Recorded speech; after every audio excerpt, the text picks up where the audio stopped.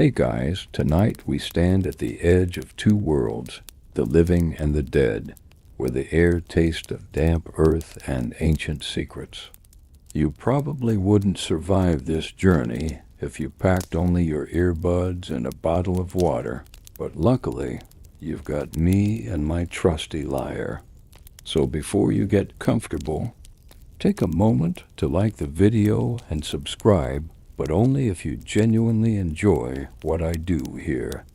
And while you're at it, let me know in the comments where you're watching from and what time it is in your corner of the globe. It's always somewhere past bedtime, right? Now, dim the lights, maybe turn on a fan for that soft background hum, and let's ease into tonight's journey together. You step forward into half-light, feeling the humid dusk settle around you like a velvet cloak. The world above has slipped behind you. Rolling hills bathed in orange sunset now seem like a dream. Ahead, the river Styx stretches out, its surface as black and smooth as polished obsidian, reflecting the first stars appearing overhead. There's a faint scent of moss and clay, like the basement of an old house you once explored as a kid. You rub a finger along the strings of your lyre, and it hums in response, a gentle reminder that music still breathes, even when hope seems scarce. The riverbank is strewn with silvery pebbles that crunch under your sandals, each one whispering tales of the dead who've come this way. In ancient Greece, people believed that after death, the soul crossed the Styx to reach its final destiny, a concept first recorded in Homer's epics around the 8th century BCE, when the Odyssey described Odysseus's own descent to these waters. You swallow a lump of nervous excitement, reminding yourself that you're not just any wanderer, you're Orpheus, the legendary musician who once charmed wild beasts and even the gods with your melodies. A low fog ripples across the water, hugging your ankles as you approach. It feels like someone exhaled right at your feet. You hear a distant clack. No, it's more like the clatter of chains and chatter of unseen voices. Ghostly shapes drift just beyond the fog's edge, bobbing like lanterns carried by breathless mourners. It's eerie, but in its own way, strangely beautiful. After all, you think, crowds of tourists pay to see neon-lit ruins, so why shouldn't you appreciate a parade of translucent strangers shimmying around in the dark? A skeletal tree leans over the river, its branches gnarled like arthritic fingers. One of those fingers seems to point directly at you, as if to say, "Well, Orpheus, what are you waiting for?" You tighten your grip on the lyre's neck. Beneath the soft crackle of the fog, you can almost hear the river's heartbeat, a deep throbbing that echoes in your chest. It reminds you of bass drops at modern concerts, minus the strobe lights and overpriced merch, of course. You reach into your tunic pocket and feel the cool weight of 2 golden coins, the obols you secured from the temple acolytes above.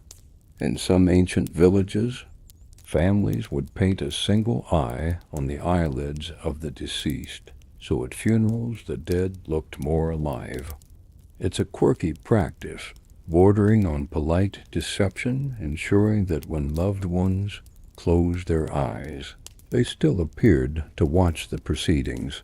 But here, there's no need for fake eyes. The ferryman Karen demands real currency and real courage. Setting a coin beside your lyre case, you whisper, "For my passage, good sir," though the words vanish into the mist. The first time you learned of Karen was from the dusty scrolls at the Library of Alexandria, an institution that once housed hundreds of thousands of papyrus scrolls before it was tragically burned in 48 BCE. according to popular accounts of Julius Caesar's siege.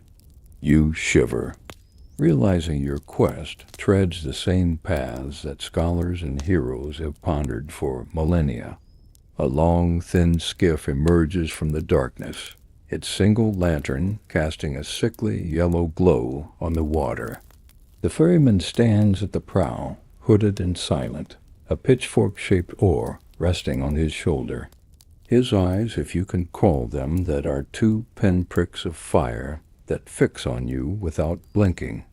You hoist your lyre case aboard and carefully transfer the coins to the boat's wooden plank. Karen nods once, a gesture heavy with finality. The boat drifts away from shore. You cup your hands around your mouth and call back, "Save me a seat on the return trip." Your voice sounds absurdly loud. Even the dead shush it, though you swear you hear the faintest hint of a chuckle. You settle cross-legged in the middle of the skiff, the lyre in your lap. The water parts on either side, whispering secrets of ages past. Above you, constellations trace patterns you once memorized as a child, a cosmic map you now follow into the unknown. As you glide toward the heart of the Styx, you draw a deep breath. The world above has slipped away completely. Only the soft scrape of the oar and the distant cries of lost souls remain. Somewhere ahead, beyond the banks lined with sorrow, awaits your true challenge, facing Hades and pleading for Eurydice's release. But for now, this moment is yours, an interlude of calm, tempered by the promise of music and the power it holds even here. Your lyre strings vibrate as you tune to the hush of the underworld night. You let your fingers dance across the chords, teasing out a simple melody that floats up like a candle's flame in the dark. This is more than notes, it's your heartbeat, your hope, the sound of a man refusing to yield. And as the skiff pushes deeper into the gleaming blackness, you realize that the true journey has only just begun. You close your eyes and let the hush of the underworld settle over you like a soft blanket, fingers hovering above the strings of your lyre. In the silence you can almost feel your mother's presence beside you, Calliope, the muse of epic poetry, whose own melodies once echoed through Mount Helicon's groves. She taught you to listen, not just to sound, but to the spaces between notes, where the unspoken carries its own weight. You draw in a slow breath, and as you exhale, your fingertips brush the strings, coaxing out a single, plaintive chord that trembles through the night air. The vibration reverberates in your chest, matching the subtle thrum of your pulse. It's as if the entire underworld holds its breath, waiting. You open your eyes and see faint ripples on the water's surface, dancing outward from the boat's prow. Each wave shimmers silver, then dies to ink, like fleeting memories slipping away if you don't grasp them fast enough. A low chuckle escapes your lips, because really, this is nothing compared to the time you tried tuning your lyre during a thunderstorm on Mount Olympus and nearly got roasted by Zeus for making a racket. Your chord fades, and you shift your grip, preparing for the next. You think back to the stories you heard as a boy, that your mother once whispered blessings into your cradle before vanishing into mythic legend.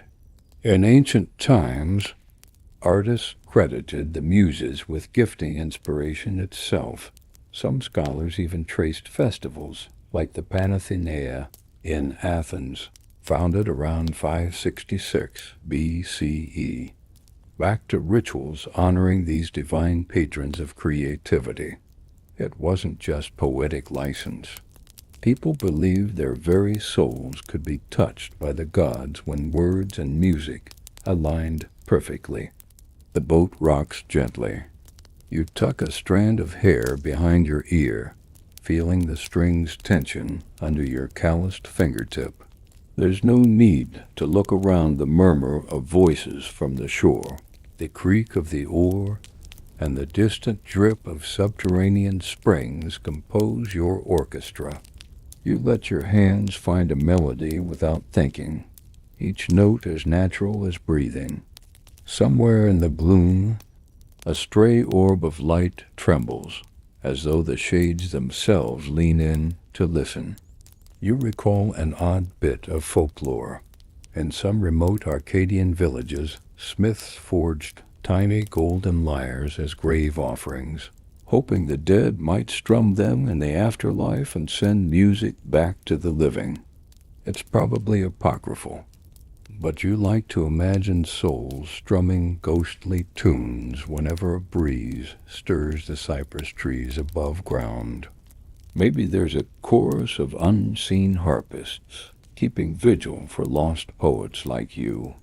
A sudden gust of wind, or maybe it's just the echo of subterranean currents, whips through, scattering mist in ghostly plumes around you. You lift your head, squinting into the haze, and there she is, a flicker of movement on the far bank. Eurydice. Your heart skips a beat, and for a moment your breath catches. You remind yourself to stay focused. You still have to secure her release. But seeing her silhouette, pale and hesitant, feels like catching the first star of evening through a curtain. You start a gentle arpeggio, each note a step toward her presence. The melody flows along the current, weaving through chords of longing and hope. You imagine your mother guiding your hands, her voice threading through the music like a hidden harmony. It's a private duet across generations, Calliope's ancient whispers merging with your urgent prayer. Behind you, the ferryman's lantern swings, casting elongated shadows that flicker against the boat's hull. You lean forward and strum a minor chord, letting it hang in the air until it dissolves like mist. Then you shift to major, and the underworld feels almost tender for a heartbeat, a fleeting reminder that even in these depths, beauty can bloom. You pause to let the sound settle. In the deep silence that follows, you notice how each exhale feels heavier, as though the air itself is saturated with centuries of grief. It reminds you of reading Herodotus's Tales of Ethiopia, where marshes so thick with reeds made boats move without oars, guided by voices chanting hymns to the dead. You smile at the thought, both funny and poignant, that humans everywhere sought to bridge the gap between worlds with song. Suddenly, a low hum vibrates through the planks beneath you, an echo of distant singing, or perhaps the boat's own lament. You tap a quick staccato rhythm, testing the response, and the vessel answers with a gentle creak. It's almost comical, like two drunks trying to perform a duet on an old pier. You laugh softly, the sound swallowed by the fog. Gathering your resolve, you launch into a fuller melody, weaving in an unexpected chromatic shift that tingles your spine. You feel the notes rising, swirling around you in spirals of sound. Ahead, the flicker of Eurydice's form brightens. She lifts a hand as if to catch a falling leaf, and for a moment you swear her lips part in a small, hopeful smile. You let the music carry you forward, each phrase balanced between a prayer and a confession. In ancient shrines, musicians held ritual contests, hoping to outshine one another before statues of Apollo himself. You've always believed that a true performer isn't measured by applause, but by the echoes left behind in listeners' hearts. Tonight, those hearts are veiled and distant, but your song must reach them, must touch Hades and Persephone themselves. The banks draw nearer. You sense the walls of this subterranean realm closing in not with violence, but with the weight of memories long abandoned. You steady your breathing, guiding your fingers through the final bars of your hymn. Each chord resolves like a story's last word, leaving space for what comes next. Your last note drifts away on the water, and all at once the world goes still. You sit in the boat's center, chest rising and falling, listening to your own heartbeat ripple through the wood. Ahead, Eurydice's light dims and brightens again, as if she's torn between stepping forward or retreating into shadows. You know that this moment will be etched into your mind forever. The taste of damp mist on your tongue, the soft echo of your melody hanging in the air, and the fragile hope whispering in the distance. You tuck a stray lock of hair behind your ear and lift your gaze to the gloom ahead, where gates of obsidian promise new trials. You curl your fingers around the neck of your lyre, letting its cool wood anchor you. Your mother's voice seems to murmur one last blessing, that you carry her courage forward no matter how dark the path. You inhale deeply, steeling yourself for what lies beyond this river, where words must plead louder than chords, and where love must conquer fear itself. You push off from the wake of the skiff and feel the faint tug of the world you're leaving behind, as if the river itself is sighing in relief. Behind you, the last glimmer of twilight slides down the hills, setting golden hayfields ablaze one final time. You glance back at the sunlit plains where shepherds once lounged under olive trees, whistling tunes that faded into the grass like lost echoes. A solitary goat bayed in the distance, proof that someone forgot to tell modern wildlife that you're supposed to be in the underworld now, not sunbathing in pastures. A soft breeze carries the scent of wild thyme and baked earth up to you, reminding you of breezy afternoons in Delphi when pilgrims crowded the temple of Apollo seeking prophecies.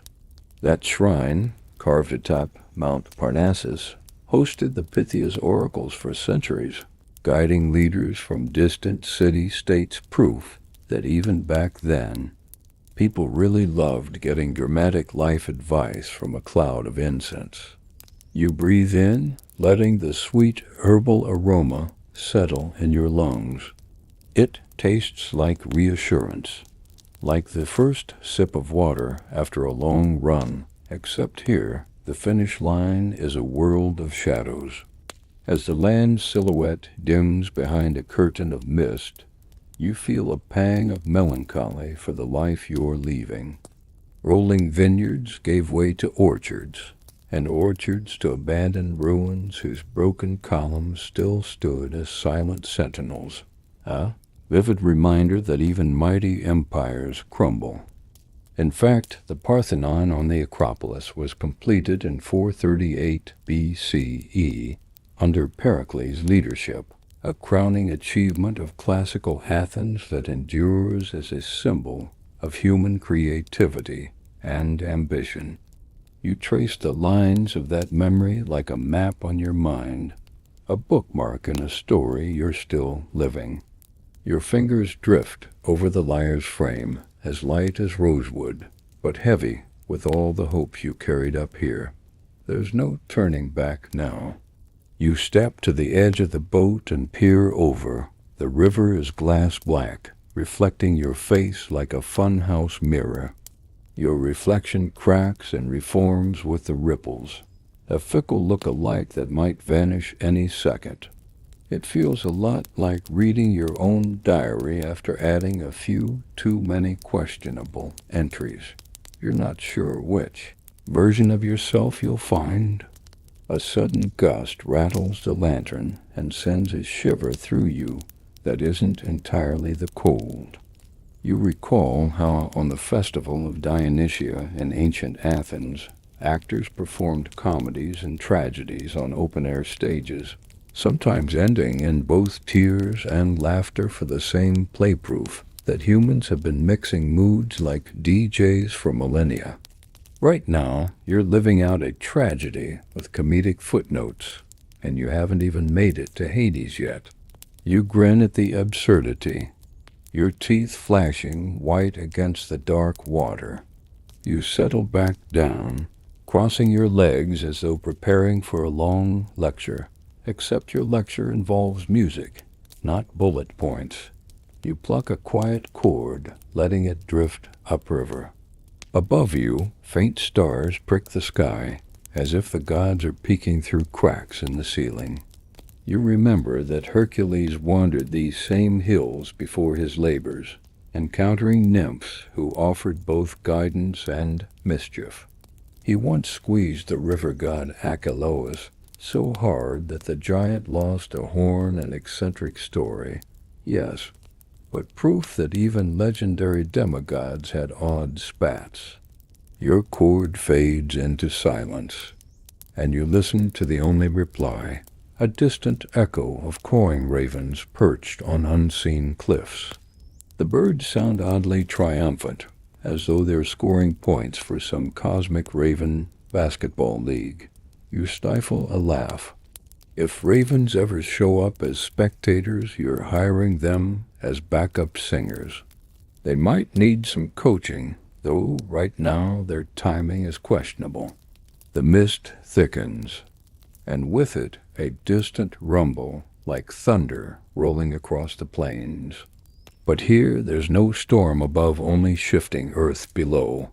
It occurs to you that the ancients believed earthquakes were the footsteps of Hades himself, pacing his underground domain in restless frustration. Maybe the earth is just stretching after a nap, but you'd rather imagine you've got the attention of the Lord of the Underworld. If he's watching, you give him a subtle nod, like passing the ball to a skeptical teammate. With every stroke of the oar, the boat drifts deeper into gloom. You drag your fingertips lightly across the strings, drawing out a melody that mirrors the gentle descent of dusk into night. It rises and falls like someone humming in their sleep, half dreaming of things forgotten. You let the music carry you away, sliding free of the world above, one note at a time. A sudden flash of memory strikes. During the first Olympic Games in 776 BCE, athletes ran a stadium foot race as the lone event, just one sprint, but the whole city turned out to watch. They packed the stands, cheered for their champions, and maybe yelled at the poor fellows when they tripped over their sandals. You laugh at the thought of ancient spectators tossing olives at the finish line. It must have been quite the food fight. Your melody slows and softens to a whisper, and you close your eyes. You let the rhythm match the slow dip of the boat's prow as it cuts through the glassy water. Beneath your closed lids, you imagine dancers twirling in sunlit groves, their feet kicking up petals and dust. It's almost enough to make you forget. You're headed into shadows. Almost. You lift your head and see the first hint of obsidian walls rising ahead, their bare-leaf figures carved in impossible detail.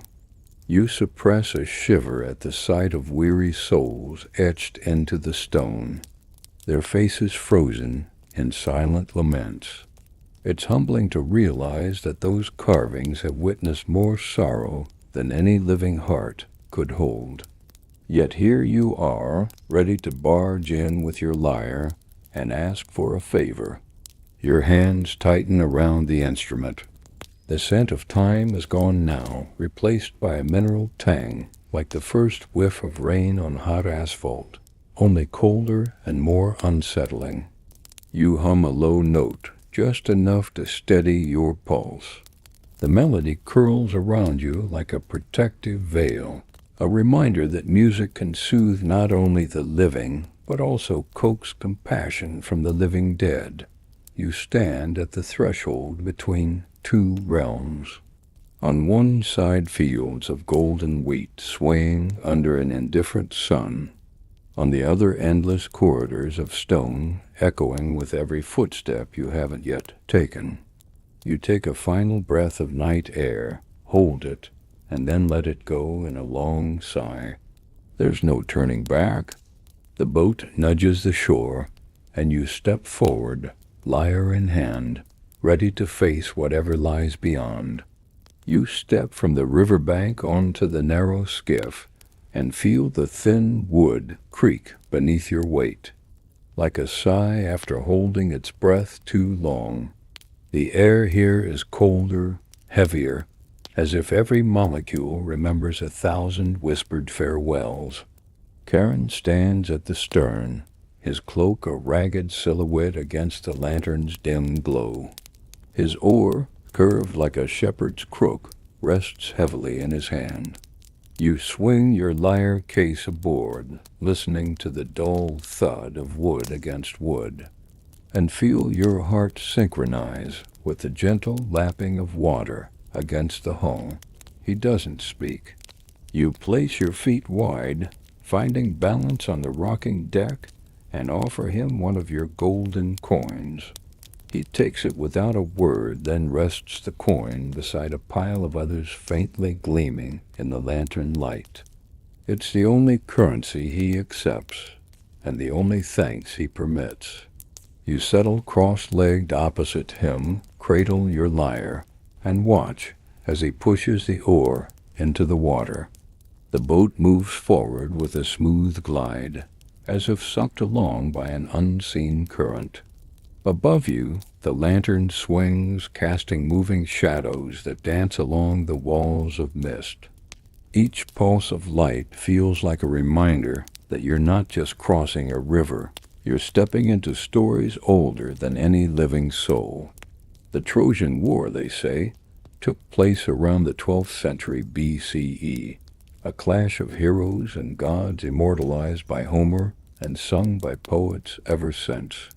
Somehow that distant conflict feels closer here, where the hush of eternity fills every crevice. Your gaze falls on Karen's face, half hidden beneath a hood. Lines carved into leathery skin hint at endless voyages, the ferryman who has guided countless souls to their final rest. His eyes, when they catch the lantern's flame, glint like dark stones. You imagine he's heard every confession, every broken promise uttered by mortals desperate to bargain with death. You clear your throat, strum a soft chord on your lyre, and see him pause.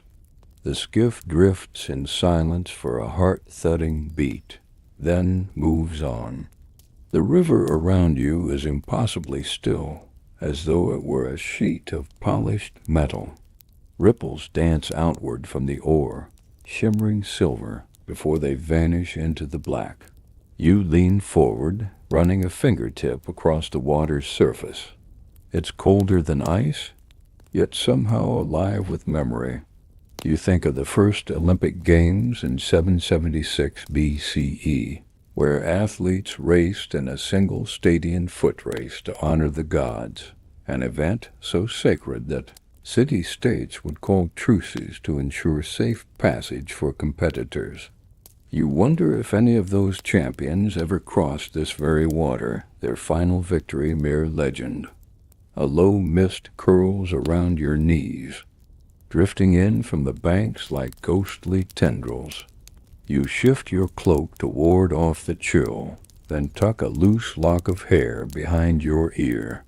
There's a sudden creak as the lantern dips, and you hear a distant clatter of bones, or maybe that's just your mind playing tricks. In a small village atop Mount Ida, fishermen once believed that silver bells aboard their boats could guide lost souls back to shore. They'd ring them every dusk in case a wayward shade wandered too close.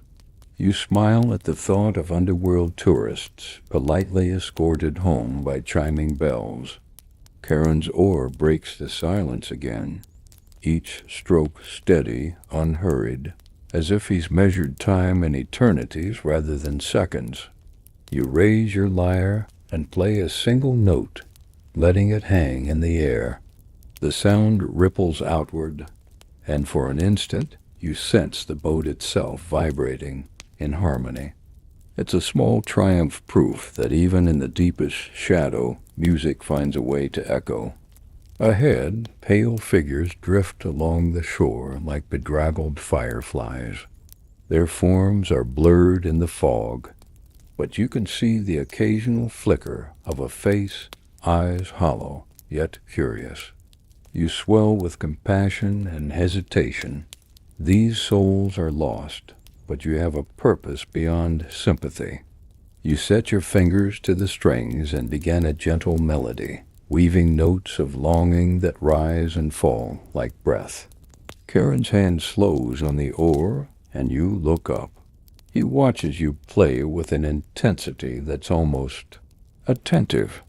You hadn't expected gratitude or approval here, but somehow your music tugs at something deeper than the clink of fare. The boat's momentum stutters, then resumes. You finish your phrase, let go of the last chord, and hear only the faint splashing of water against wood. The mist thickens, cloaking the skiff in a ghostly veil. You imagine you can see shapes moving just beyond reach.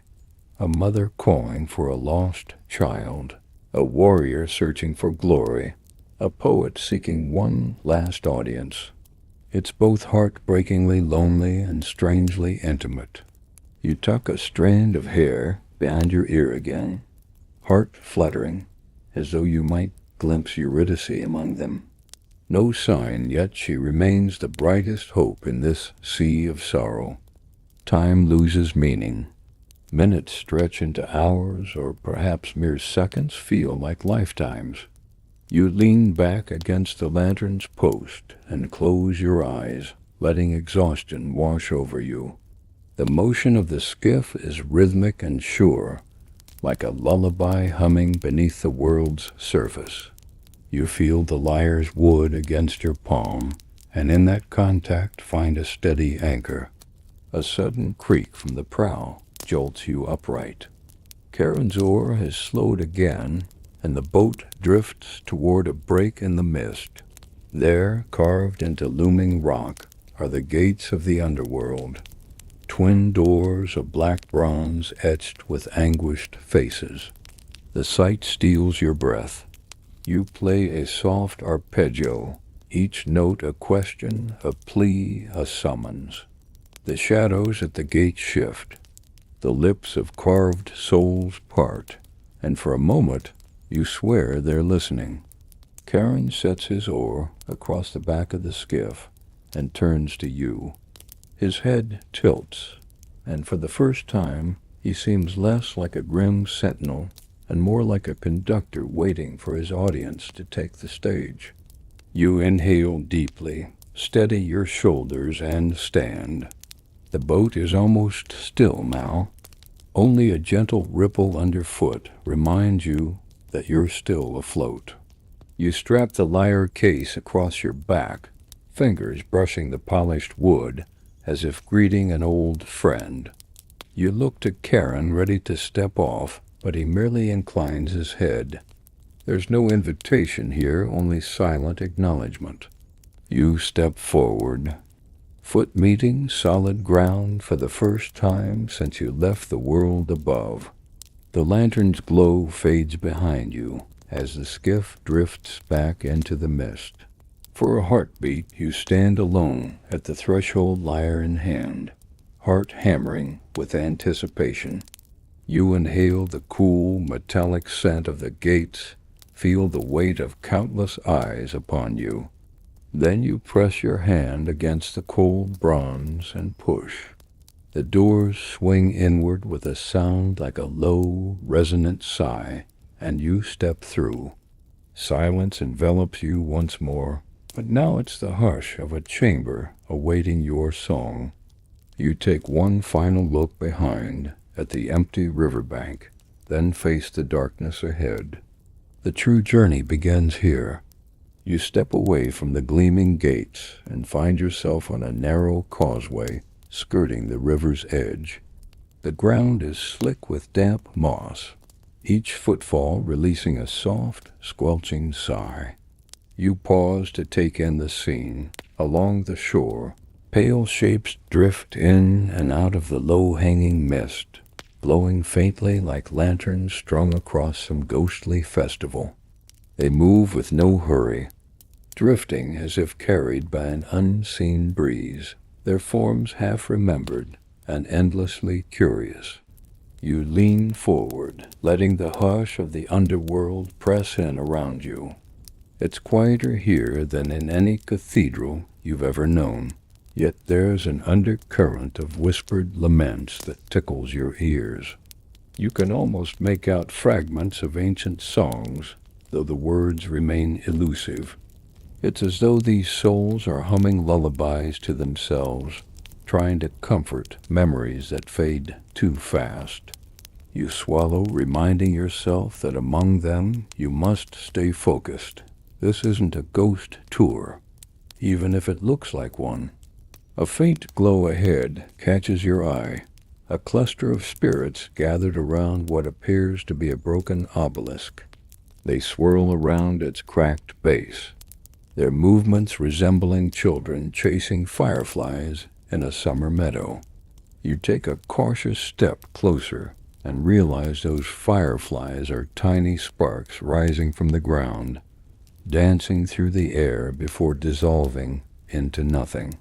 It's like watching embers from a campfire drift upward, only here there's no blaze, just a lingering breath of stories untold. You adjust the strap of your lyre case and grin to yourself. If you were above ground, you'd probably post this scene on social media with a cheeky caption, "When your hike includes undead photobombers." But here that kind of joke feels almost appropriate. You tuck that thought away and crouch to study the obelisk.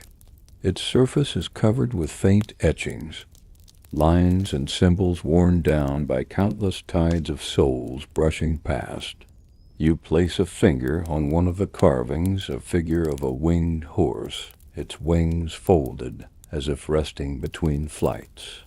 It reminds you of the tales of Pegasus, first sung by poets centuries ago, whose hoofbeats once carved springs of inspiration across the earth.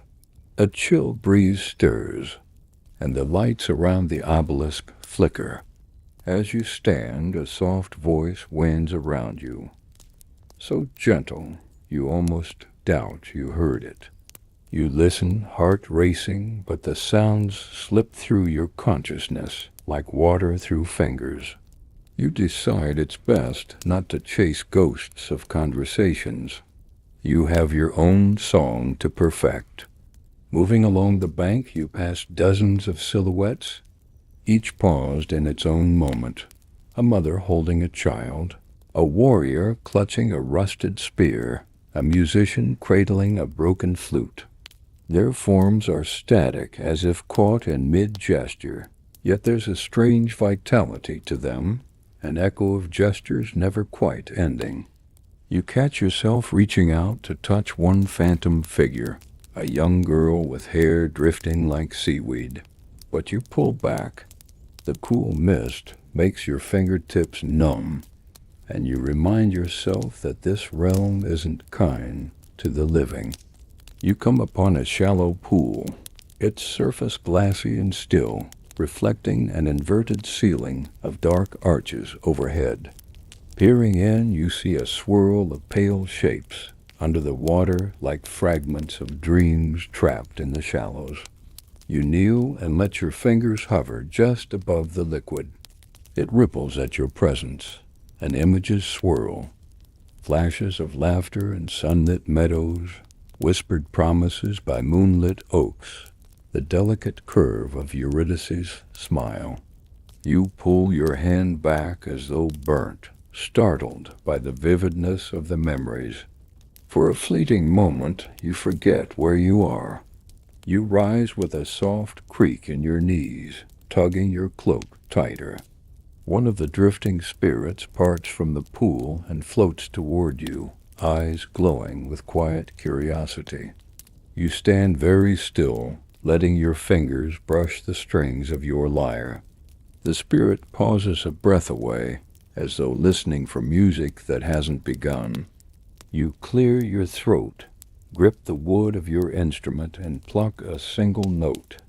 The string hums, vibrating through the mist, and the spirit's glow brightens.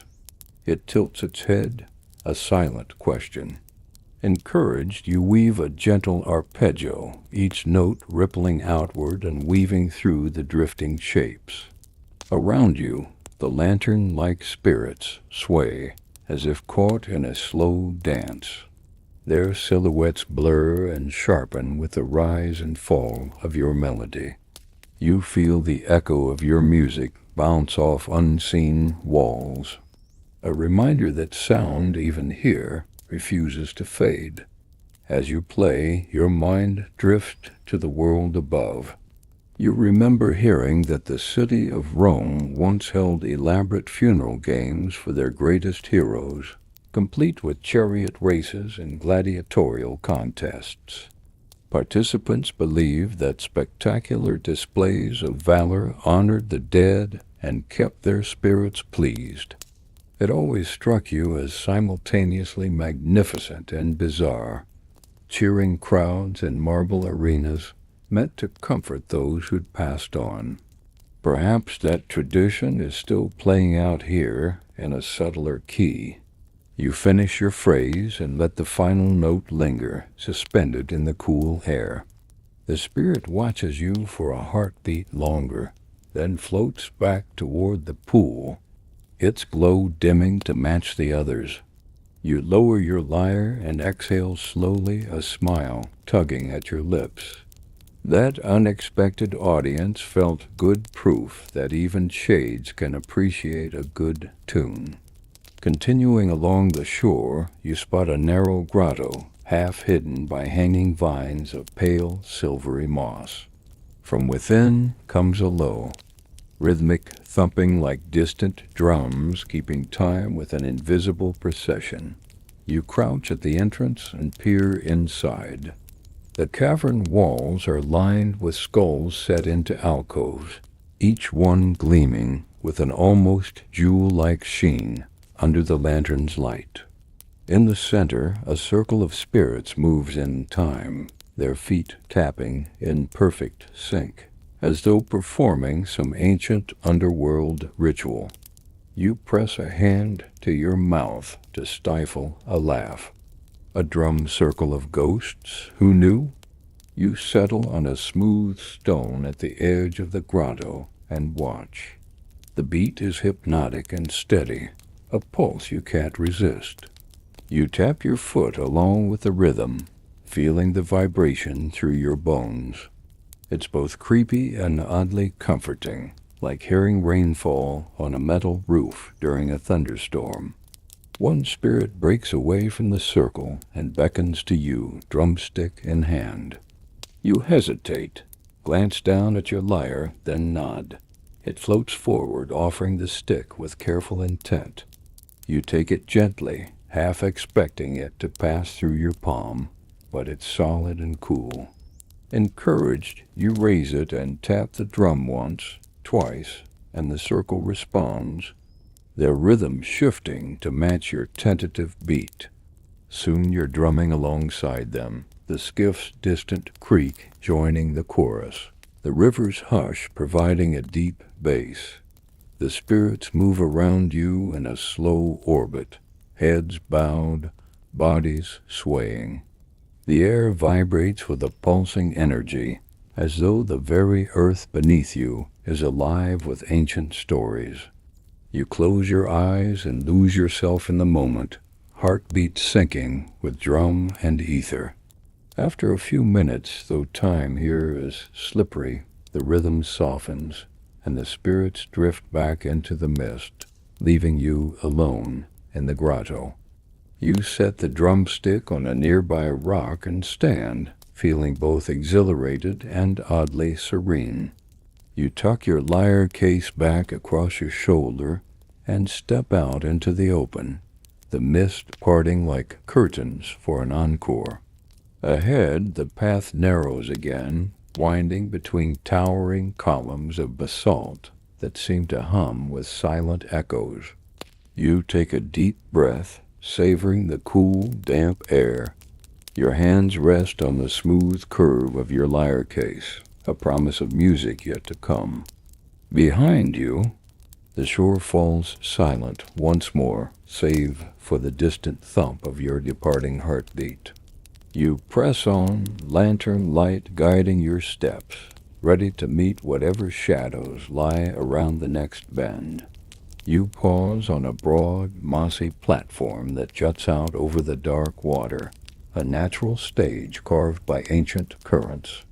Your boots sink slightly into the soft stone, and you can almost hear the river's hush, whispering beneath your soles. In your hand you hold 2 more golden obols, their metal cool and heavy with promise. This is your ritual offering, not just coins for a ferryman, but notes in a silent symphony that you hope will earn you safe passage deeper into these shadowed realms. You kneel and set the first coin on the edge of the platform, then the second just beside it, lining them up like punctuation marks at the end of a plea. In Athens, it was customary to bury the dead with an obol under the tongue so they wouldn't have to pay for their first crossing. Families sometimes saved for weeks just to afford that one coin. You smile at the thought that here you're essentially tipping the gatekeeper of death's VIP lounge. The air tastes faintly of wet limestone and something sweeter, like overripe figs left to ferment under the sun. You cup your hands around your mouth and hum a low note, letting it vibrate through the stones. The sound seems to sink into every crack and crevice, beckoning echoes from the unseen depths. A single droplet of condensation falls from above, splashing into the river below, and you imagine it's the underworld's way of applauding. You settle your lyre on a nearby rock, straps creaking softly as you shift your weight. With one hand you cradle the neck of the instrument. With the other you lift your pick between thumb and forefinger. You pluck a chord that hums through the humid air minor, tinged with longing, and watch as ripples on the water's surface align perfectly with the resonance. It's as though the river itself is tuned to your key. The melody spirals upward, threading through the vine-choked arches overhead. You vary the rhythm, adding a staccato flourish on the higher strings that feels almost playful against the heavy atmosphere. In a village near Sparta, volunteer torchbearers would perform elaborate dances in honor of Artemis, waving flaming torches to drive away evil spirits. You imagine your fingers are wands casting spells through music, warding off unseen threats as you press forward. A warm breeze unexpected in this damp abyss stirs your cloak, carrying a whisper of distant laughter. You pause, letting the sound wash over you. Was it real, or just a trick of wind through the vaults? You decide not to chase the question. Focus is your ally. You return to your music, this time weaving in a gentle arpeggio that flows like a stream around the platform's edges. As the notes unfurl, you glance back at the coins. They catch the lantern light in tiny sparks, as if blinking in approval. You lean closer and imagine that each note from your lyre is a promise, passage for your love, mercy for her spirit, the bond of music that ties souls together. In some Orphic rituals, initiates carried small lyre-shaped pendants into tombs, believing that the symbol of music could guide them through the afterlife. You feel honored to embody that living tradition tonight. Your melody deepens, adding richness in the lower registers that vibrates in your chest. You close your eyes, letting memory guide your fingers. The laughter of children in sunlit olive groves, the surge of applause at a Dionysian festival, the comfort of warm wine shared among friends after a triumphant performance. Those memories sustain you even here. Suddenly you hear a soft shuffle behind you. You open your eyes to find a single shade stepping from the mist, a small, hunched figure carrying what looks like a tattered cloak and a hollowed-out shell. It floats closer, curiosity in its vacant gaze. You offer a tentative smile and return to your melody, letting the music speak before you say a word. The shade tilts its head, drifting into the circle of light thrown by your lantern. You sense no malice, only gentle attention. You shift to a major chord, warm and inviting, and the figure relaxes, sliding closer until it hovers at the very edge of the platform. Your music holds it in place, like an oral embrace. You experiment with a sudden high trill, almost bird-like, and the shade responds with a soft rustle as though lifting its own invisible wings. You pause, letting the music trail off. The silence that follows is thick and expectant. You could almost imagine you're performing in an ancient amphitheater, the hush before the curtain falls. Instead of applause, the shade offers a soft echo, a gentle sigh that ripples off the river's surface. You rise to your feet and gently bow to your ghostly audience. It lingers a heartbeat longer, then drifts back into the gathering mist, leaving you alone once more with the coins in your lyre. You gather the instrument and step away from the offering stones, feeling the lingering vibration of your performance pulse through the ground. A distant clang echoes like metal striking metal in a hidden forge. You pause, heart ticking in time with that echo, then gather your courage and press onward along the causeway. Each footstep leaves a faint impression in the moss, which glows briefly under the lantern's halo before sinking back into darkness. As you walk, you notice another figure, a broad stone basin carved into the rock, its surface inlaid with faint traces of colored pigments. You kneel to inspect it and realize it's a basin for libations wine, honey, water offered to the dead to soothe their journey. Even the simplest offerings mattered. Greek funerary customs often included pouring out the last bit of wine from a cup as a sign of farewell, a gesture called the last drop.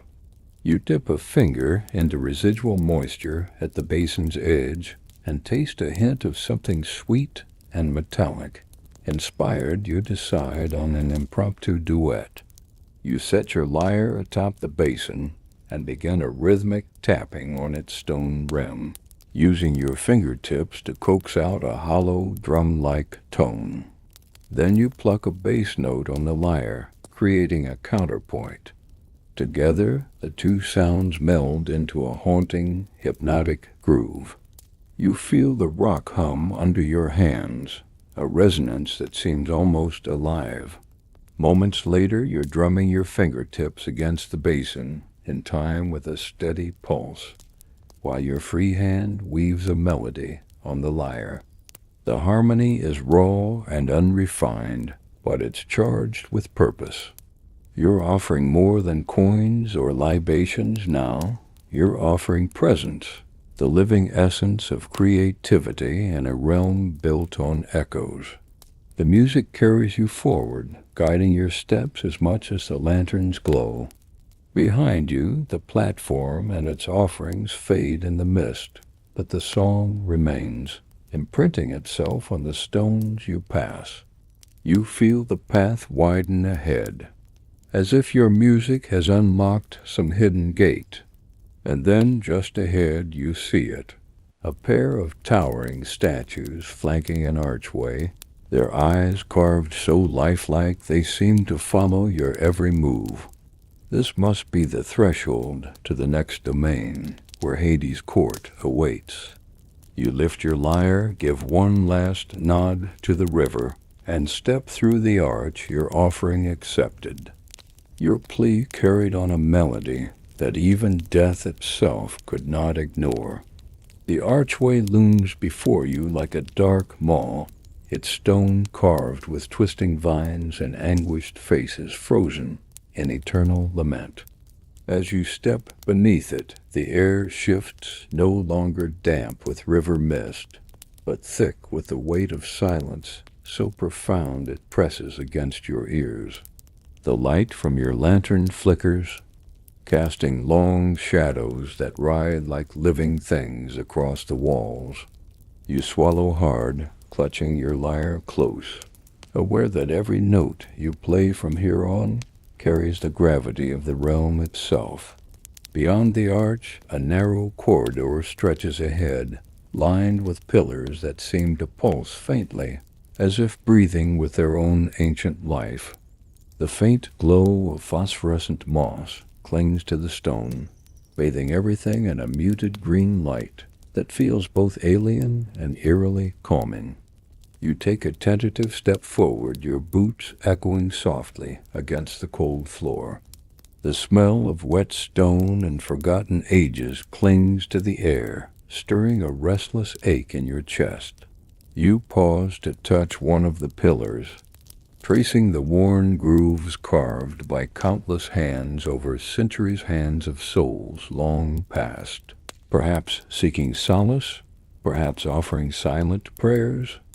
It's strange how even in the underworld there's a sense of history, a thread that connects past to present, life to death. You let your fingers rest there a moment before moving on. As you walk, the corridor widens into a vast hall. Shadows flicker at the edges, as if unseen figures peer out from the darkness. The silence is almost complete, save for the soft drip of water somewhere far off and the faint pulse of your own breath. You feel a strange kinship with this stillness, a reminder that even in the deepest shadow, moments of peace can be found. You position yourself near the center of the hall and raise your lyre. Your fingers hover over the strings, hesitating for just a moment before you begin to play. The first notes are slow and deliberate, each one echoing off the stone like a beacon. The melody weaves through the space, a delicate tapestry of sound that seems to touch the unseen watchers around you. Your song unfolds carefully, starting with gentle, wavering notes that rise and fall like a sigh. As you play, the atmosphere shifts subtly. The shadows seem to recede, and the air grows lighter. You imagine the faces carved into the walls softening, their eternal sorrow momentarily lifted by your music.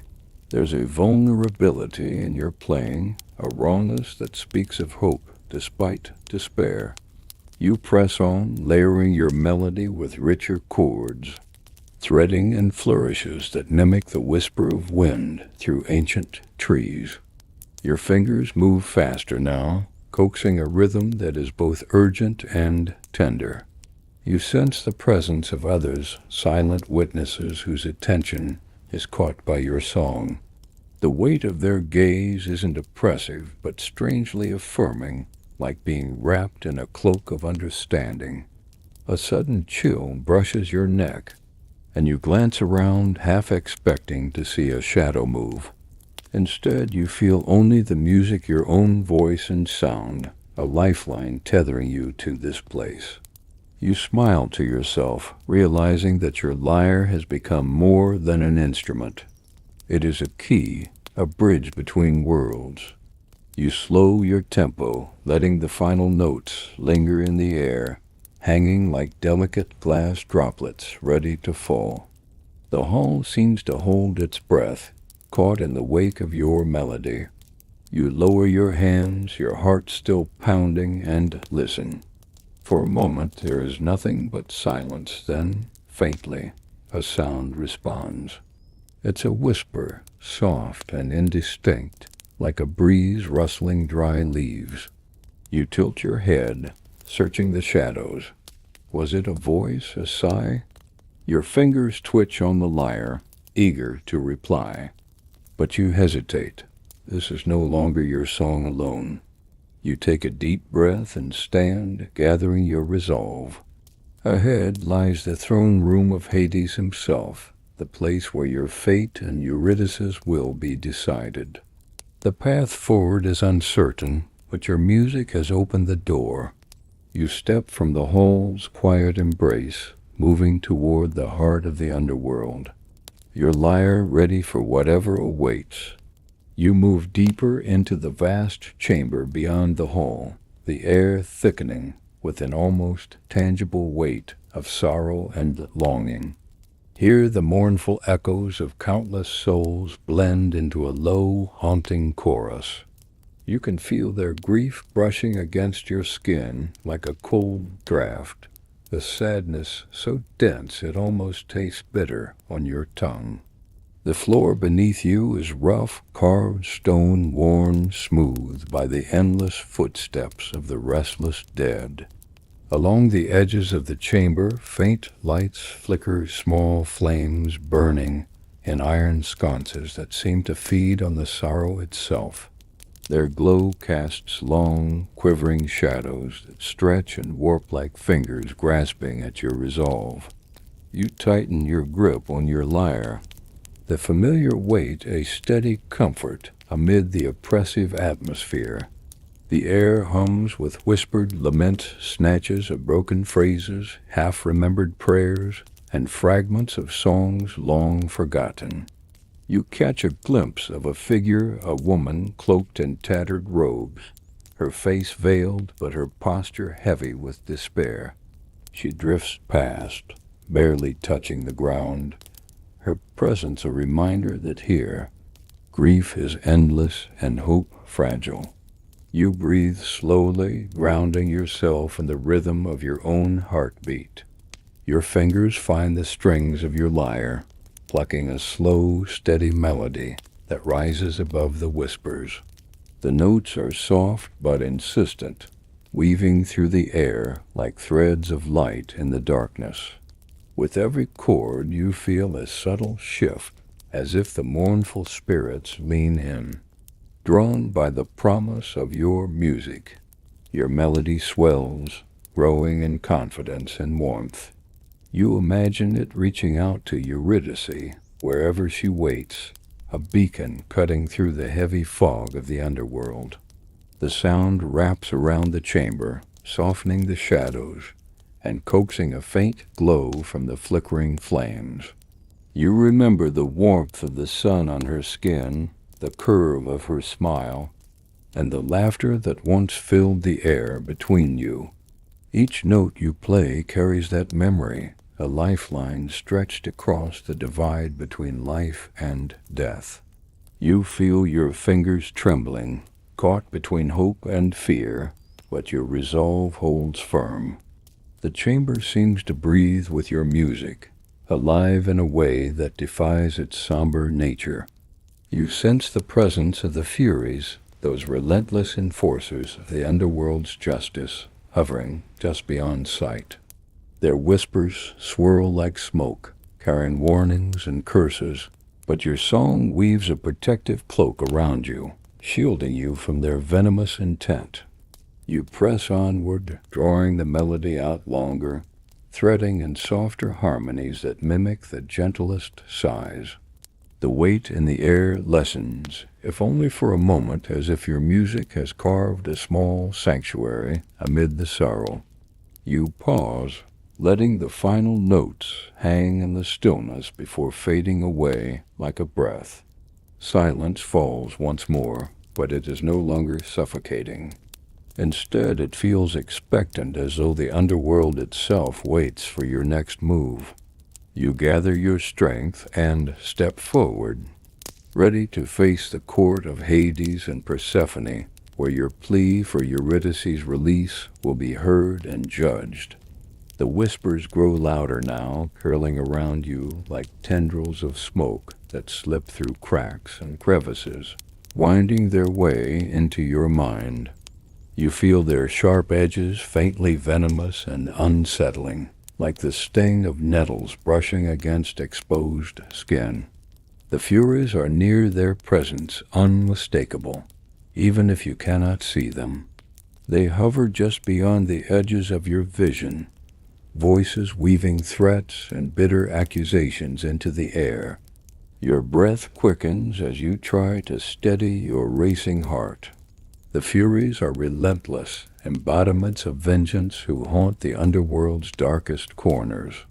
They punish those who defy fate, their whispers curling around you like poison in a cup.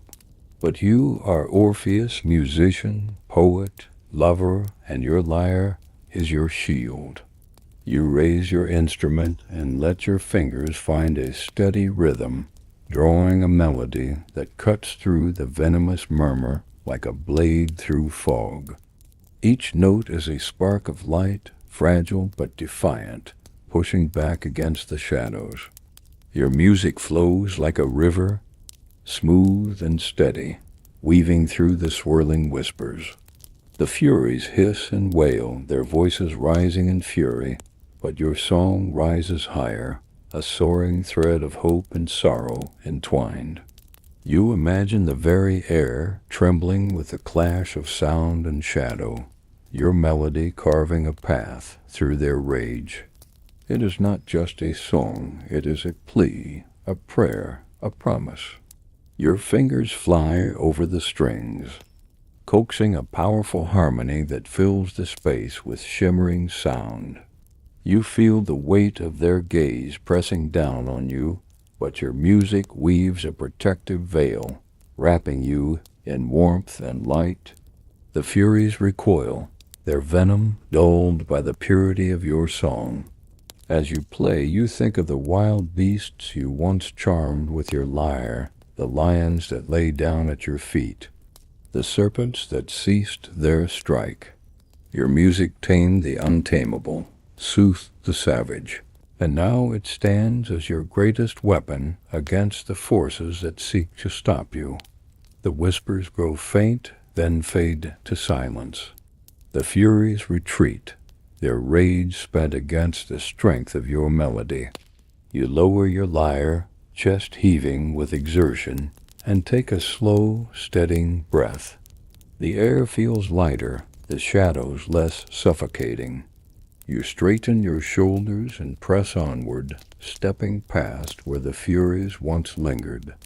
Ahead lies the court where Hades awaits, a place where music alone may not be enough, but where your courage and hope must hold firm. You take a moment to steady yourself, fingers lightly brushing the strings of your lyre, feeling the steady pulse beneath your touch. Your melody begins again, a quiet heartbeat in the vast silence. Each note hums with determination, a steady pulse that anchors you in this place where shadows seek to pull you under. The sound spreads like gentle waves, rolling through the cavernous halls, softening the air, pushing back the creeping dread. You remember the way your music once calmed wild creatures, how the very stones seemed to listen when you played. Now, in this cavern of lost souls and whispered sorrow, your lyre is your anchor, your voice when words fail. You let the notes rise and fall, delicate yet insistent, weaving a tapestry of sound that breathes warmth into the cold dark.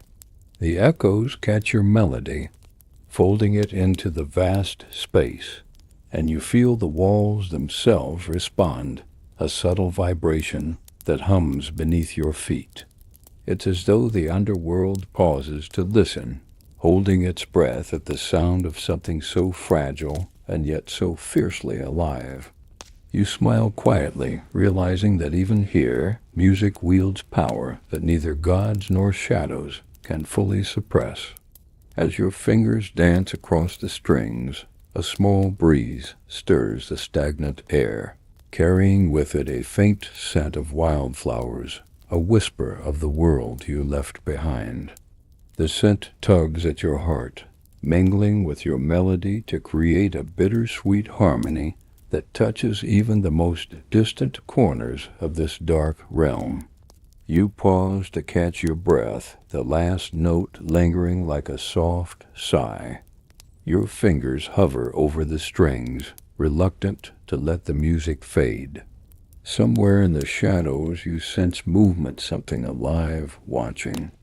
You hold the silence, inviting it in with your music, ready to meet whatever comes next. The underworld feels less like a prison and more like a waiting room now, a place suspended between past and future. Your lyre's voice is the thread that connects those worlds, pulling you forward with each chord. You gather your strength and prepare to move deeper, knowing that every note you play is a step closer to Eurydice. Your heart beats steadily, a steady drum beneath the song, and you walk forward, the melody guiding your way through the shadows and silence.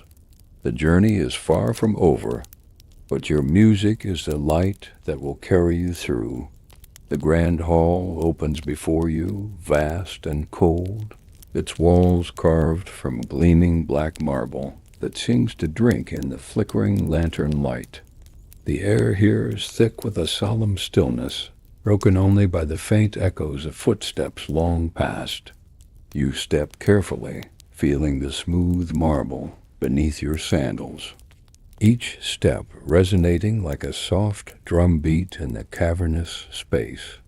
Ahead you see the throne where Hades rules, a seat carved from the same shadowed stone, imposing yet strangely serene.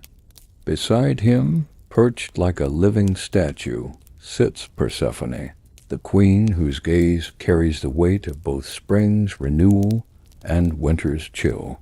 Her eyes meet yours, calm but unreadable, as if holding secrets you've only just begun to glimpse.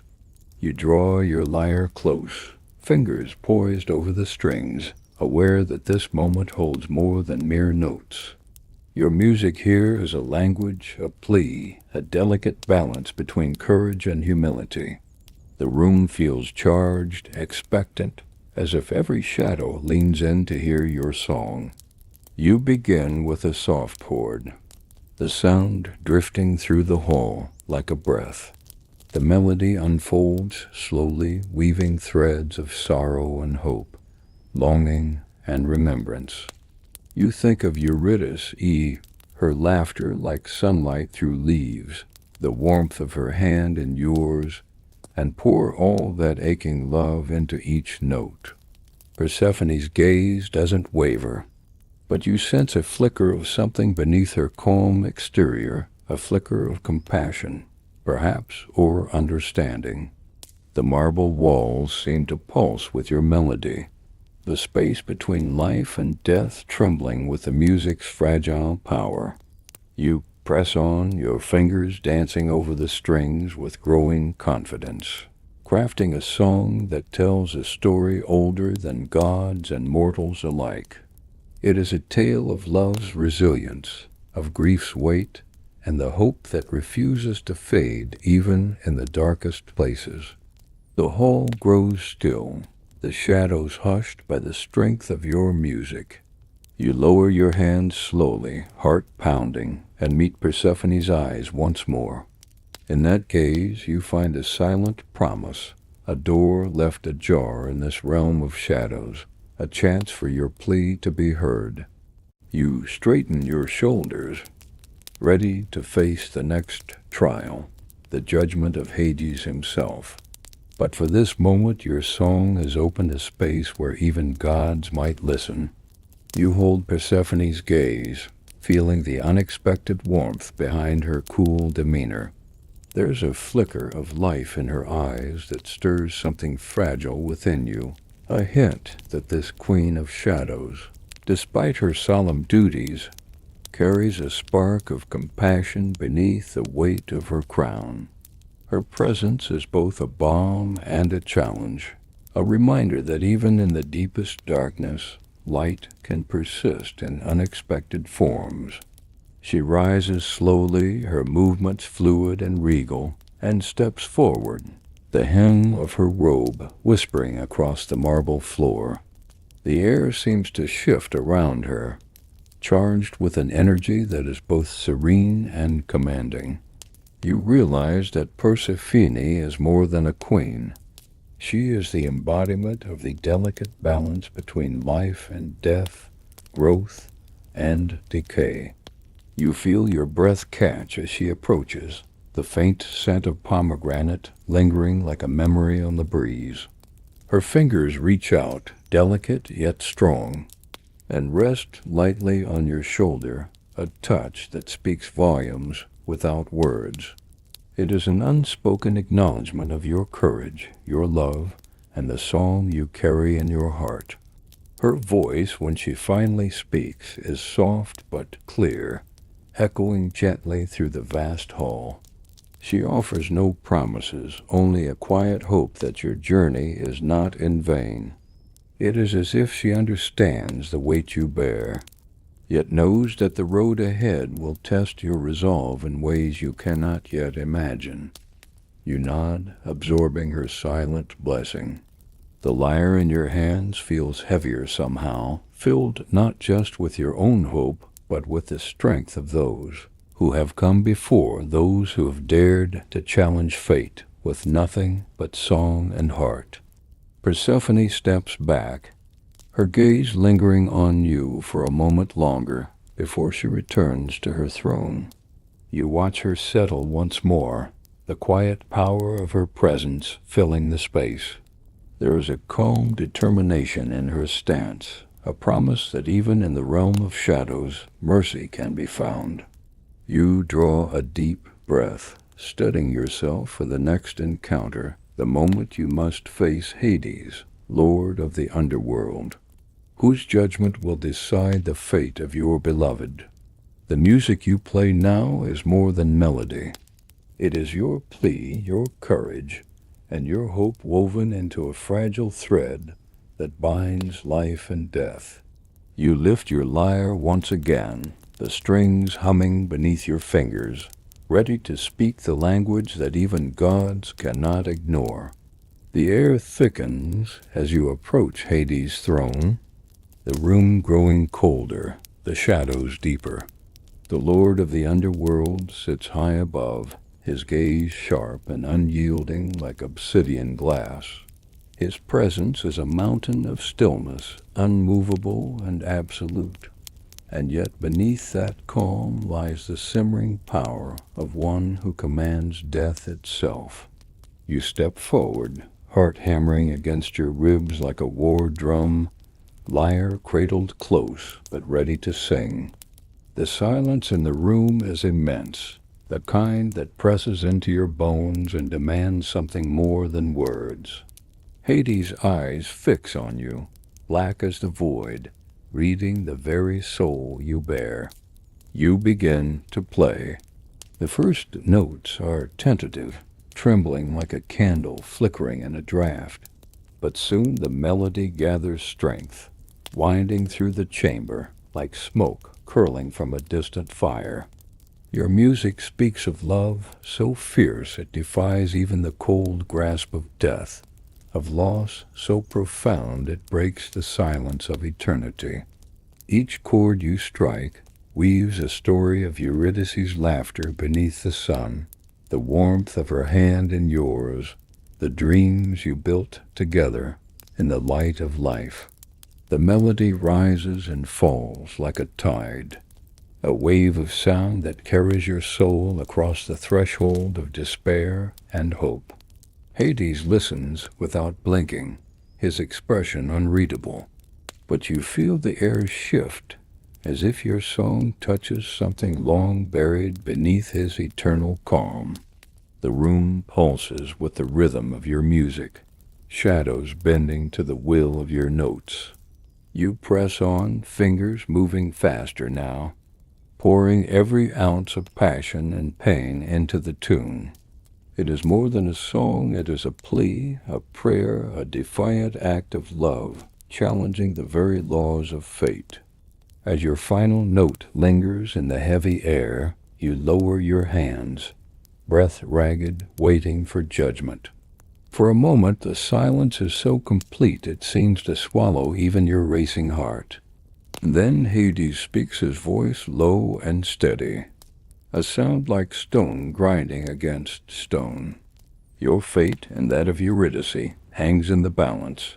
Hades' voice rolls through the chamber, deep and resonant, carrying a weight that settles on your chest like a stone. His words are measured, cold, yet there is a thread of curiosity woven beneath the surface.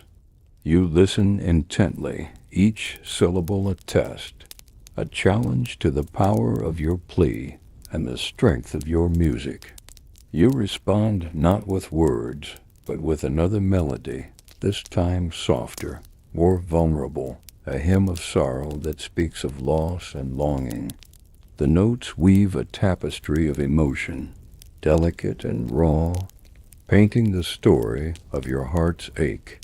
It's a melody that can't be ignored, one that fills the vast hall with the bittersweet essence of love's endurance.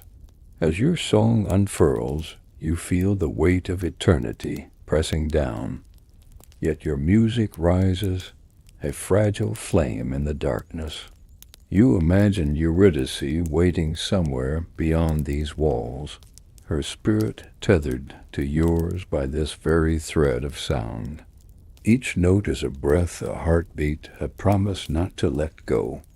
Hades' eyes remain fixed on you, the storm of judgment swirling beneath his calm exterior. You sense a flicker, a momentary hesitation, before his expression settles into something closer to acceptance. The hall grows still, the echoes of your song lingering like the last light before dawn. You lower your lyre slowly, your hands trembling with exhaustion and hope. In that silence, a fragile hope takes root, a chance to reclaim what was lost, to rewrite the boundaries drawn by death itself. But the price is clear, a single condition, delicate and unforgiving. You must trust in the fragile thread that binds your love. Resist the urge to look back until you have both reached the world of the living. Your heart tightens at the weight of the task, knowing that the next steps will demand more than music. They will require faith and courage beyond measure. You nod, swallowing the rising fear, and prepare to take the first step toward the ascent, one note, one breath at a time. You close your eyes, and the memory floods back, the way her laughter once danced in sunlight, filtering through the oak leaves, the soft curve of her smile that could light even the darkest of days. These memories are your compass now, fragile yet unyielding, guiding you forward through the endless shadows.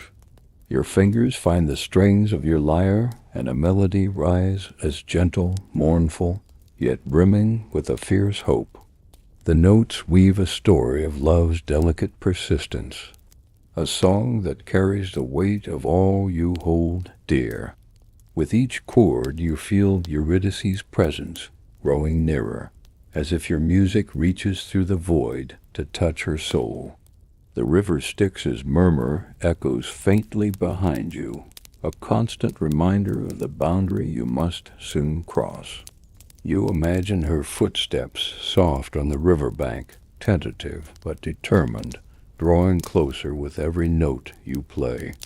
Your breath quickens, the melody faltering for a heartbeat before you steady it once more. You think of the fields where you once walked together, wildflowers swaying in the breeze, sunlight dappling the ground like spilled gold. Those memories are your lifeline, pulling you back from despair, anchoring you in a world where love can still triumph. As the song unfolds, your hands tremble slightly, caught between hope and fear. The underworld is a realm of shadows, and your path is fraught with peril, but your music is a beacon, a thread of light in the darkness. You press on, letting the melody rise and fall like the breath of the world itself. The air seems to shimmer, and for a moment you feel the soft brush of her spirit beside you. The distance narrows, and your heart swells with the fragile promise of reunion. You pause, fingers hovering over the strings, and breathe in the stillness. Your song is not just a plea, it is a bridge, a testament to the power of love that even death cannot sever. Your heart pounds like a drum, every beat a reminder of the impossible balance you must keep.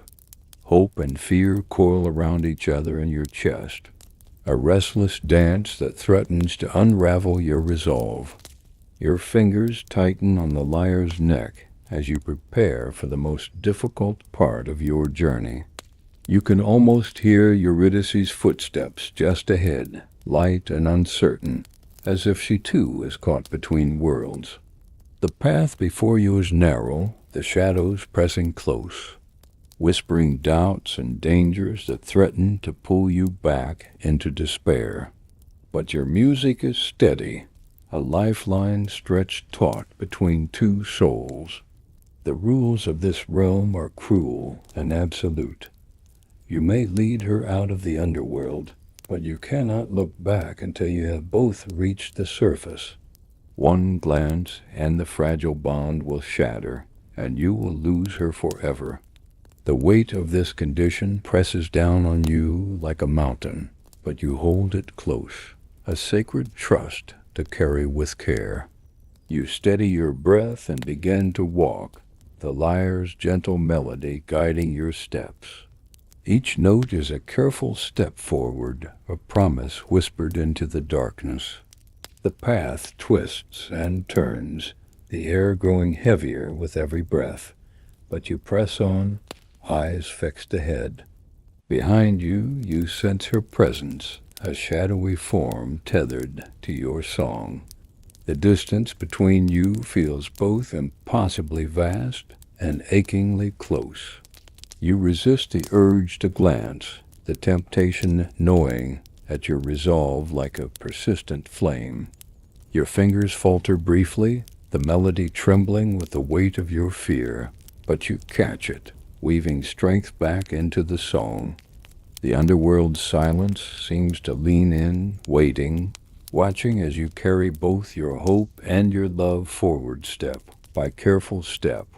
You feel the pulse of the earth beneath your feet, a steady heartbeat in the darkness, and cling to that rhythm as you journey upward toward the fragile light of a world just beyond reach.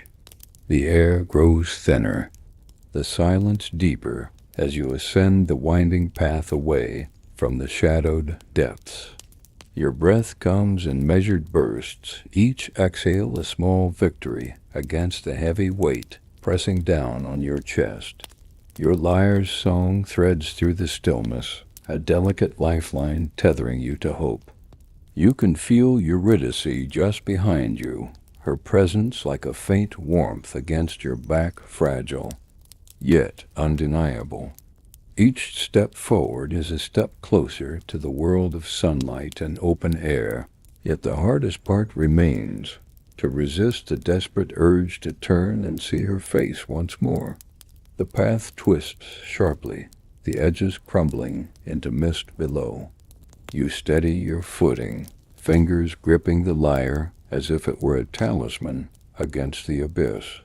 The melody you play is soft now, a whispered promise carried on the breeze, delicate and unwavering.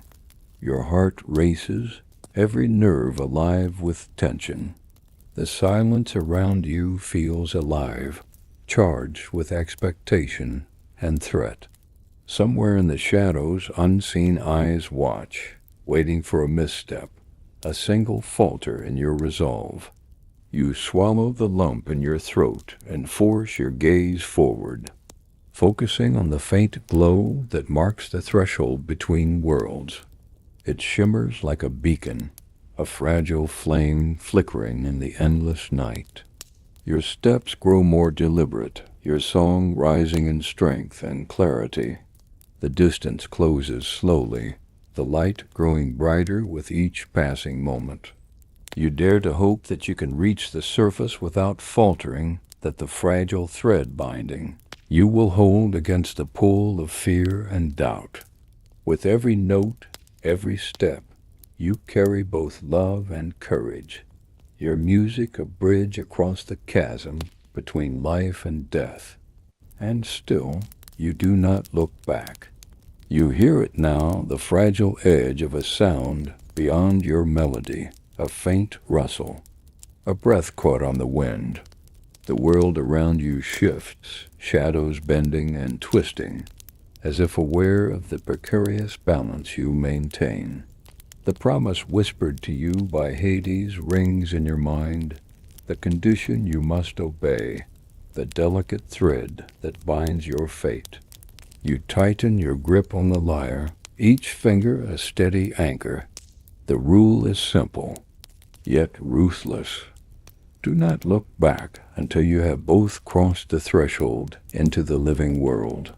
One glance and everything will unravel, the bond severed, your beloved lost forever in the depths. The path narrows further, a thin ledge carved from black stone, slick with moisture. Mist curls at your feet, weaving like ghostly ribbons around your ankles. The air is thick with anticipation, charged with the tension of a moment poised on the edge of eternity. You steady your breath, matching the rhythm of your heartbeat with the slow, deliberate pace of your steps. Your music flows steadily, a gentle tide washing over the rocks, a beacon for the spirit following close behind. The pull to look back gnaws at you soft and insistent, like a voice from the past whispering doubts and fears. You fight it, keeping your eyes fixed ahead, your mind anchored in the promise of reunion beyond the darkness. Your fingers falter, then find strength again, weaving a melody, both tender and resolute. The world holds its breath with you, the silence waiting for your next move. You reach out, almost able to touch the light now, the boundary between shadow and sun. You tell yourself, one more step and freedom awaits. But temptation is a cunning adversary, and in the stillness your resolve trembles like a candle flickering in a draught. You take a slow, steadying breath, trying to silence the clamoring voice inside your mind that urges you to glance back. It's a voice shaped by fear and longing, wrapped in the comforting warmth of memory, but you know you must resist. The path beneath your feet twists precariously along the rocky ledge, the black stone slick with unseen moisture that glints faintly in the weak light. Your steps are careful, deliberate, every movement measured to avoid a misstep. Behind you, the faintest hint of movement in the mist whispers that Eurydice follows, just beyond reach, tethered by the fragile thread of your music and your promise. The world feels impossibly quiet, save for the gentle hum of your lyre's melody threading through the stillness. It is your anchor, the delicate cord binding you to hope and to her. As you walk, you try to imagine her steps echoing your soft, sure, full of anticipation and trust. But the temptation to turn back is relentless, a seductive siren's call that dances at the edges of your vision and whispers sweet lies into your ear. You tell yourself the truth instead. that the moment you look, all will be lost, the fragile bond severed by a single breath. Your fingers tighten around the lyre's neck, drawing out a cautious harmony, a melody both protective and pleading. The notes weave through the mist, rising and falling like a slow tide, pushing back against the encroaching shadows. Every chord is a prayer, every refrain a vow to hold fast. Ahead, the path narrows further, winding between craggy outcrops and steep drops that vanish into nothingness. The air grows cooler, the mist thickening until it clings like a shroud around you both. Your steps slow, the weight of the journey pressing down heavier with each heartbeat. You feel Eurydice's presence as a gentle warmth at your back, a breath of life in the cold gloom. It is both a comfort and a challenge to trust in the unseen, to carry the weight of her faith alongside your own. Your melody swells, a delicate crescendo that fills the space with light and sound. The notes are fragile, trembling with the weight of your fear and hope, yet unwavering in their purpose. You let the music guide you, steadying your steps and anchoring your resolve. The mist begins to part, the shadows retreating, as if compelled by your song. You dare to hope that the boundary between worlds is close, that the fragile thread will hold until you both cross into the light. But the temptation grows stronger, still a whisper, a flutter of movement, a glimpse of a form just beyond the edge of your vision. Your breath catches the urge to look back, flooding your senses like a tide. You close your eyes, gripping the lyre tighter, drawing strength from the sound you create. The melody becomes a shield, a fortress against doubt and fear. You remind yourself of everything that brought you here: love, loss, courage, and the unyielding power of music. Step by careful step, note by trembling note, you press onward. The path grows brighter, the air warmer, and the distant call of the living world beckons like a promise on the horizon. You feel the first rays of dawn caress your face, the soft light filtering through the lingering mist. Your heart leaps with hope, and still you do not look back. With one final breath, one last chord, you prepare to step into the world of the living, carrying Eurydice with you, bound by love and song. You move forward with cautious steps, every sense heightened by the pressure of what hangs in the balance. The path ahead is shrouded in a pale, silver mist that clings like cobwebs to your skin and clothes. You can almost hear the faintest sounds, whispers of wind, the rustle of unseen wings, the delicate tap of footsteps just behind you. Eurydice's presence is close now, a fragile tether of breath and hope that binds her to your song. The lyre in your hands vibrates gently as you strum a soft, steady rhythm, the notes mingling with the quiet sounds around you. The music is a balm and a beacon, a tether to life's warmth amid the encroaching cold. It feels as though every chord you play carries a prayer, not just for her, but for yourself, for the courage to keep moving forward without faltering. You remind yourself of the promise made to you, the unspoken agreement with the gods of this shadowed realm. The condition weighs heavily on your mind. Do not look back until you have both reached the world above, or risk losing her forever. It's a fragile trust, balanced on the edge of a knife, and one false move could shatter it all. You keep your eyes fixed on the faint light shimmering ahead, a distant glow that grows steadily brighter with every step. The mist seems to part before you, drawn back by your song like curtains, revealing the stage of a long-awaited act. The cool air carries the scent of earth and new beginnings, a reminder that you are nearing the threshold between worlds.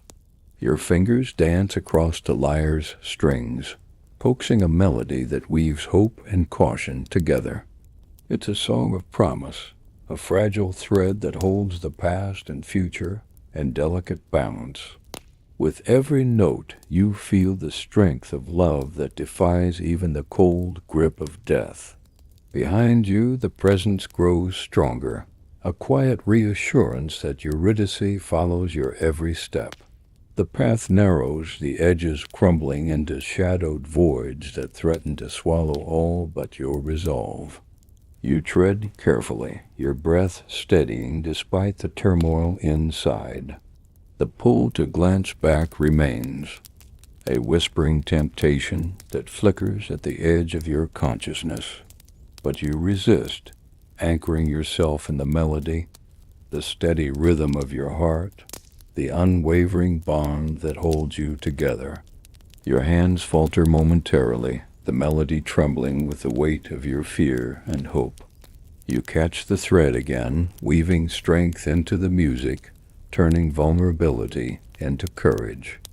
The light grows warmer, the air softer, and the shadows recede as you approach the boundary of the living world. Your heart beats in time with the rhythm of your song, a drum that calls forth life from the depths of despair. With one last breath, one final chord, you prepare to step into the dawn, carrying Eurydice with you on the fragile thread of your love and music. Your breath catches in your throat as you feel the urge swelling inside you, an ancient impulse to glance back, to reassure yourself that she is truly there, following just behind.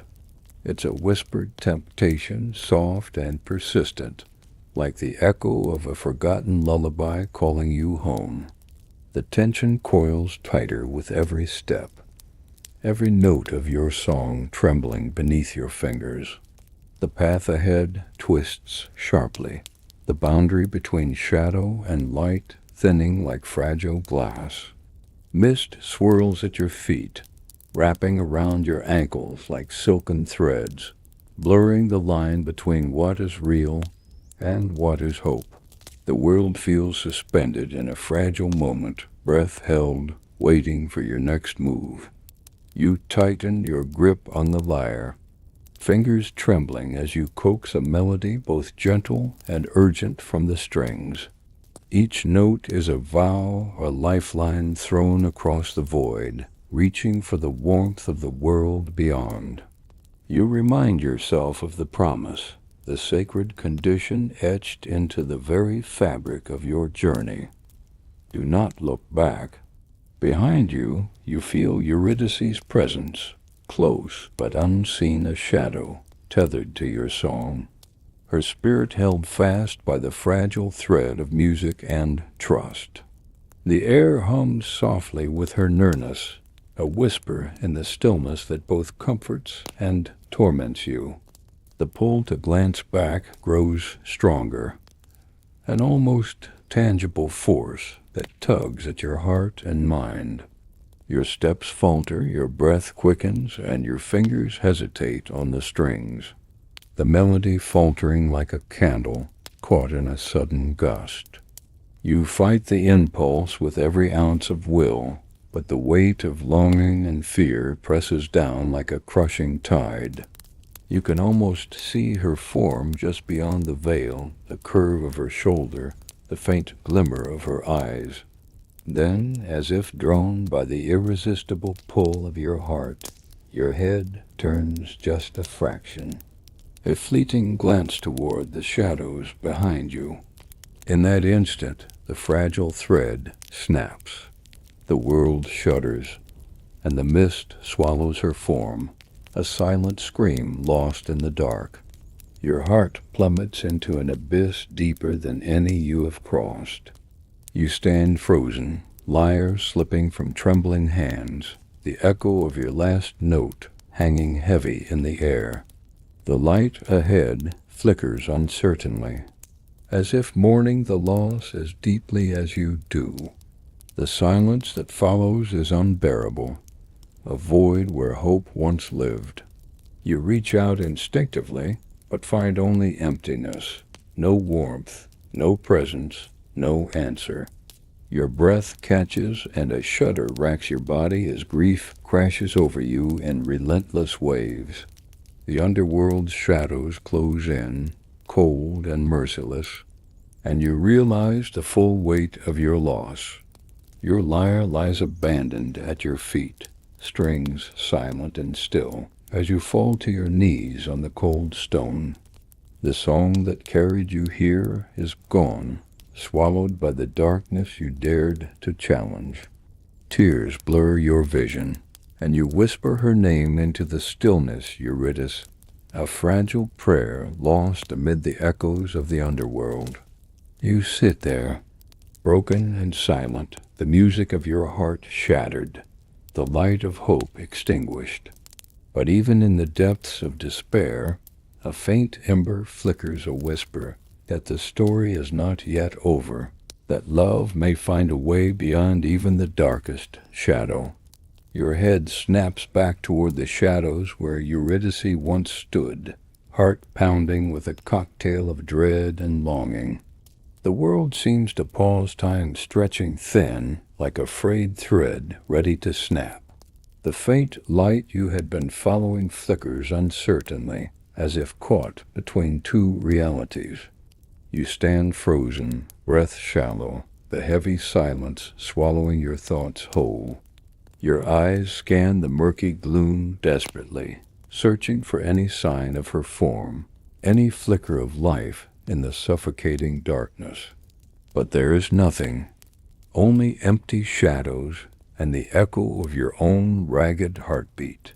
You feel the weight of your mistake crashing down like a tidal wave.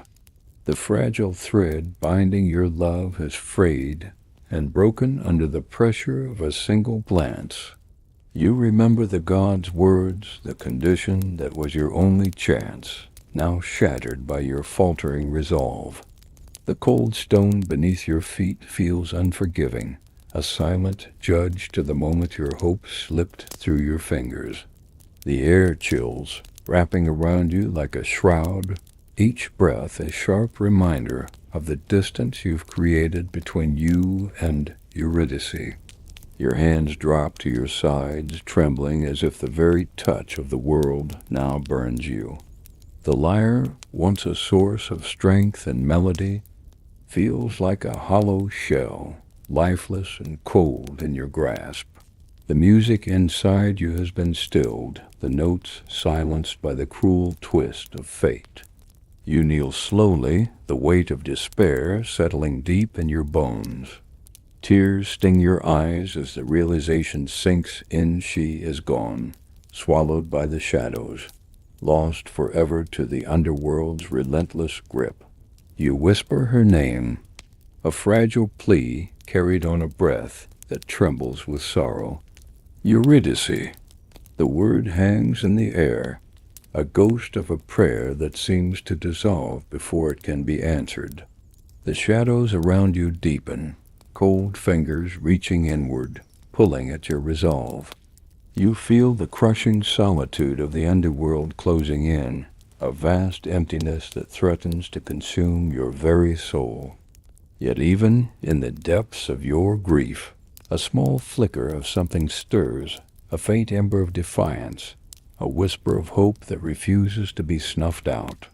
You cling to that ember, fragile but persistent, a reminder that your journey is not over. Rising slowly, you gather the shattered pieces of your heart and the broken lyre.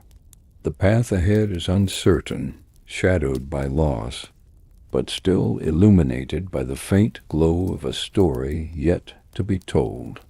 You take a tentative step forward, the echoes of your loss trailing behind you like a silent requiem. The underworld may have claimed your love once, but your music, your hope, will not be silenced so easily. With a deep breath, you lift the lyre once more, fingers trembling but determined. The melody that begins is soft, hesitant, a mournful lament for what was lost, but also a promise to carry on. The journey continues, shadowed and uncertain, but no longer without hope. You rise from the cold stone floor, the weight of loss heavy, but no longer paralyzing. Your hands wrap around your lyre, the familiar curves grounding you in the swirling darkness. The underworld feels colder now, emptier, but your music begins to fill the void once more soft at first, a whisper of sound that grows into a steady, pulsing heartbeat. Each note is a shard of memory, a flicker of light in the endless night. You play not just for Eurydice, but for yourself, an anthem of resilience woven from the threads of love and grief. The melody carries a quiet strength, a promise that even in the face of despair, the spirit can endure. The shadows shift around you as if stirred by your song. They are not hostile, merely silent watchers to your sorrow and determination. You feel their presence, a somber audience bound by the same fate you now face. The underworld's lament becomes your companion, a chorus that echoes your own heartache. You walk slowly along the riverbank, the mist curling at your feet like whispered secrets. The water's surface glimmers faintly, reflecting the pale light of distant stars you can barely see through the gloom. Your fingers drift over the lyre's strings, coaxing gentle harmonies that ripple through the stillness. Memories flood your mind's sunlit afternoons with Eurydice, the soft brush of her hand, the sound of her laughter ringing like bells in a quiet grove. Those moments feel distant, almost unreal, yet they fuel your resolve. Your music becomes a bridge between what was and what might still be. You reach the edge of the river once more, the same place where your journey began. The ferryman's skiff waits silently, a vessel poised to carry souls between worlds. You step aboard, the wood creaking beneath your feet, and settle in, your lyre resting in your lap like a steadfast companion. The river stretches before you, dark and endless, yet filled with possibility. You raise your instrument, fingers finding a steady rhythm that matches the gentle lapping of water against the hull. The melody is softer now, tinged with bittersweet hope and the quiet courage of a soul unwilling to surrender. You know the path ahead is uncertain, the underworld's shadows still full of danger and sorrow, but your music is a light in the darkness, a thread of warmth that refuses to be broken. With each note, you chart a course toward the unknown, guided by love and the promise of redemption. As the skiff glides forward, the mist parts slightly, revealing a glimpse of dawn breaking on the horizon. The first rays of light stretch across the water, painting the sky with hues of gold and rose. Your heart swells with a fragile hope, and you play on, the melody rising to meet the new day. In this moment, the underworld feels less like a prison and more like a passage of place, where even the deepest grief can give way to the possibility of renewal.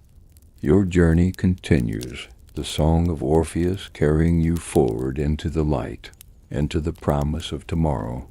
You sit quietly on the riverbank, the lyre resting against your leg, its strings still humming softly in the cooling air. The sky above is turning from the dark indigo of night to the faint blush of dawn, the horizon streaked with pink and gold like a promise painted in light. The journey has left its mark on your body and soul. Your limbs ache, your heart is heavy, but your spirit burns with a stubborn flame that refuses to be extinguished. The loss of Eurydice weighs upon you like a shadow you cannot shake, but you refuse to let it define you. Instead, you cradle your lyre in your hands and let the music rise slowly at first, tentative, like a whisper in the morning breeze. Your fingers pluck the strings with gentle care, weaving a melody that speaks of sorrow, of longing, but also of resilience and hope. As you play, you feel the river's gentle murmur blending with your song, a quiet duet between water and string. The air is cool and fresh, carrying the scent of damp earth and wildflowers, awakening with the new day. It's a reminder that life and all its complexity continues beyond even the deepest grief. Your melody grows stronger, weaving through the morning light like a thread of gold. You think of the days when Eurydice's laughter filled the air, bright and clear, and the moments when your music brought joy not just to her, but to all who heard. Those memories are your refuge, your strength, and your guide forward. You imagine her presence beside you, not as a shadow or a ghost, but as a part of the world you both loved.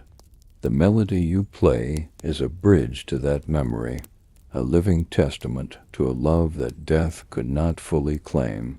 You rise slowly, the lyre held close as if protecting a fragile treasure.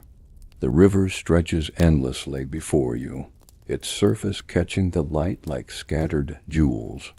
You take a deep breath and begin to walk along the bank, the soft notes of your music mingling with a gentle rush of water. The landscape around you begins to shift, the dense mist giving way to open fields, where wildflowers bloom in riotous color and birdsong fills the air. The world is waking, stretching toward the sun, and you feel yourself awakening too. You know the path ahead is uncertain, filled with both promise and challenge. But your music carries you forward, a steady pulse that echoes the beating of your heart. Each step is a new note, a new phrase in the song of your journey. As you walk, you encounter others, travelers and wanderers, seekers and dreamers, each carrying their own stories and songs.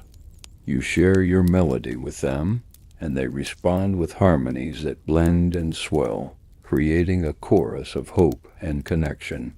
Together you move forward, the music rising like the dawn, painting the world with sound and light. The past is a shadow, the future a mystery, but the present, the moment of song and breath and life, is yours to hold. You smile softly, the warmth of the sun on your face and the melody in your heart, knowing that no matter where the journey leads, your music will carry you always. You find yourself wandering along the riverbank once more, the weight of loss settling like a stone in your chest. The world around you is quiet, save for the soft rush of water and the distant call of a lone bird, greeting the morning. The air is thick with memories, each step stirring echoes of the past that refuse to fade. Your fingers absent-mindedly trace the strings of your lyre, the instrument worn but still capable of coaxing melodies that rise like fragile flames. The music you play is slower now, a lament woven from threads of regret and longing. Each note is a question posed to the empty sky, a plea for answers that do not come. You recall the laughter and light that once filled your days with Eurydice, the warmth of her touch, the brightness of her smile. Those moments feel distant, like reflections on a rippling pond, beautiful but elusive. You ache for what was lost, for the chance to hold her once more, even if only for a fleeting breath. The shadows stretch long as the sun sinks lower, the world bathed in hues of amber and rose. The river mirrors the sky's fading light, its surface rippling with gentle currents that seem to carry away fragments of your sorrow.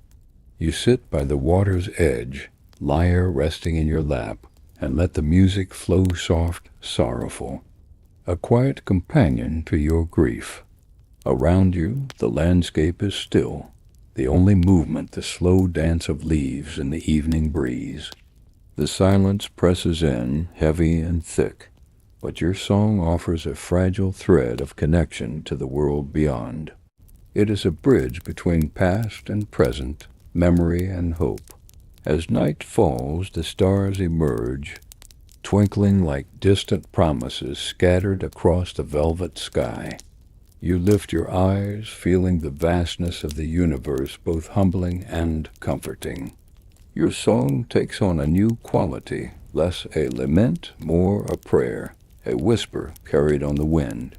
You think of the stories told around flickering hearths, tales of heroes and lovers, of journeys through darkness and light.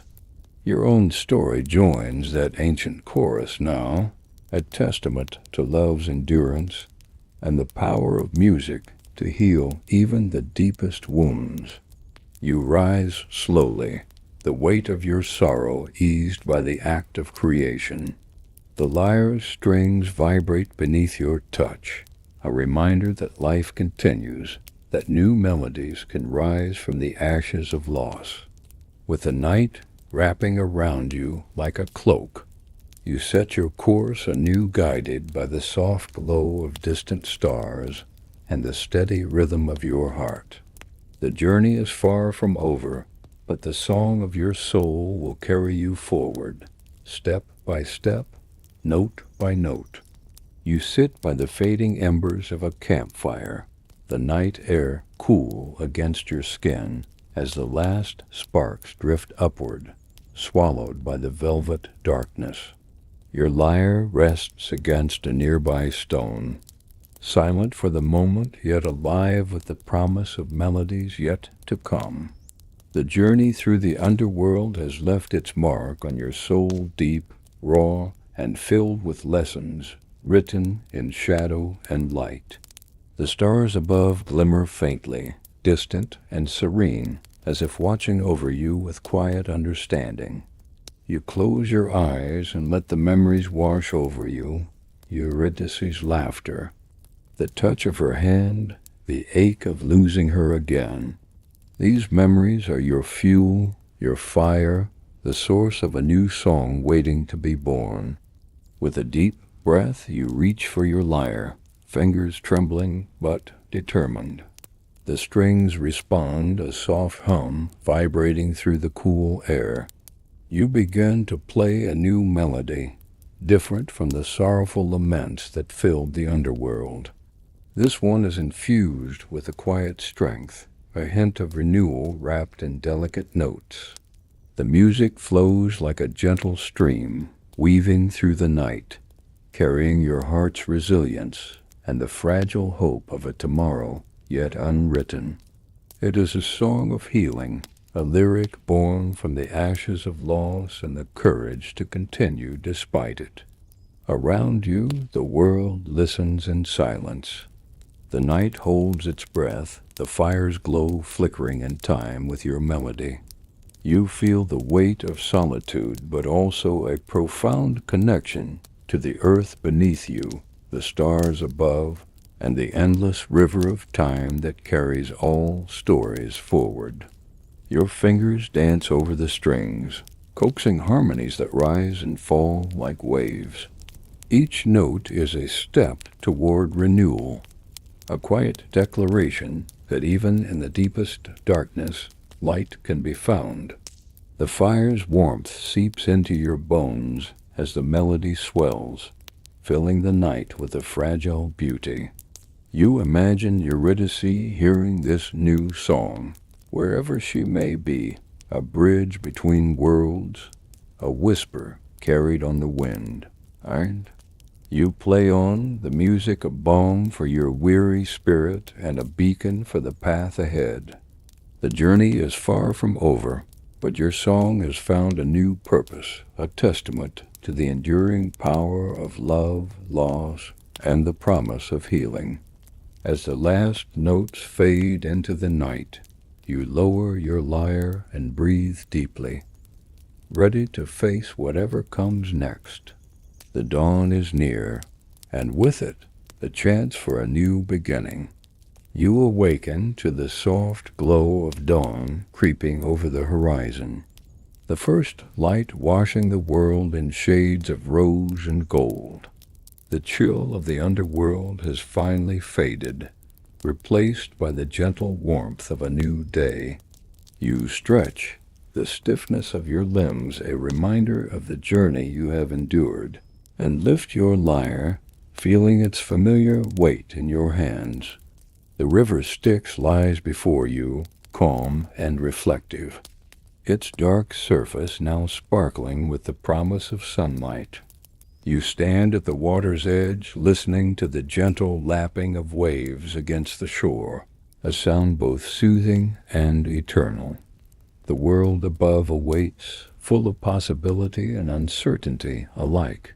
Your fingers find the strings, coaxing a melody that rises with the morning breeze soft, hopeful, filled with the quiet joy of survival. The notes dance across the water, rippling outward like waves of light breaking through the night. Your song is a testament to resilience, a bridge between darkness and dawn. You think of the days ahead filled with sunlight, laughter, and the small, precious moments that make life worth living. The journey through shadow has changed you, deepened your soul, but it has not broken your spirit. Your music now carries a new purpose, to celebrate life, to honor love, and to embrace the future with open arms. As you play, the landscape around you awakens, the rustle of leaves, the distant call of birds, the soft hum of a world stirring to life. The melody you weave is a thread connecting you to all that lives and breathes, a song that rises beyond sorrow and loss. You step forward, the earth firm beneath your feet, and follow the riverbank as the sun climbs higher. Your lyre's voice carries with the wind a hymn to the morning, to hope reborn. Each note is a step forward, a promise to embrace whatever comes next with courage and grace. The path is long and winding, but you are no longer afraid. The music within you is strong, a beacon lighting the way through shadow and light alike. With every chord, you weave a new story, one of healing, of growth, and of the endless dance between love and life. As the day unfolds, you find yourself surrounded by the simple beauty of the world, the colors of blooming flowers, the laughter of children playing nearby, the warmth of the sun on your skin. The underworld feels like a distant memory now, a chapter closed, but never forgotten. Your song rises clear and bright, carrying the weight of your journey and the lightness of newfound hope. The river guides you forward, its waters a mirror to the sky and your own resilient heart. You smile softly, knowing that whatever lies ahead, your music will be your companion, your voice, and your guide. The world is wide, and your story continues carried on the wind, etched in the hearts of those who listen. You wander through the rolling hills where shepherds tend their flocks, the soft murmur of their voices blending with the gentle bleating of sheep. The air is fragrant with fresh grass and wildflowers, and the warmth of the sun feels like a balm on your weathered skin. Your lyre is slung casually over your shoulder, a trusted companion ready to sing the stories etched into your soul. You stop by a stone wall where children play, their laughter rising like bird song, light and carefree. They pause to listen as you lift your lyre and begin to play a melody woven from threads of joy and sorrow, loss and hope. The notes drift across the fields, carrying the weight of your journey, but also the lightness of new beginnings. The villagers gather, drawn by the music that tells of love's endurance and the courage to face the unknown. You share your song without words, letting the melody speak of the depths you have traversed and the dreams that still guide you forward. Your fingers dance across the strings, crafting a tune that rises and falls like the hills themselves. The music mingles with the breeze, a chorus of sound that breathes life into the landscape. The stones seem to hum in harmony, and even the trees lean in, their leaves whispering in time with your melody. You feel the presence of others, travelers, wanderers, those who carry their own stories of loss and hope. They join in with soft voices, a harmony that swells and weaves around you like a tapestry of shared experience. Together you create a living monument to the resilience of the human spirit.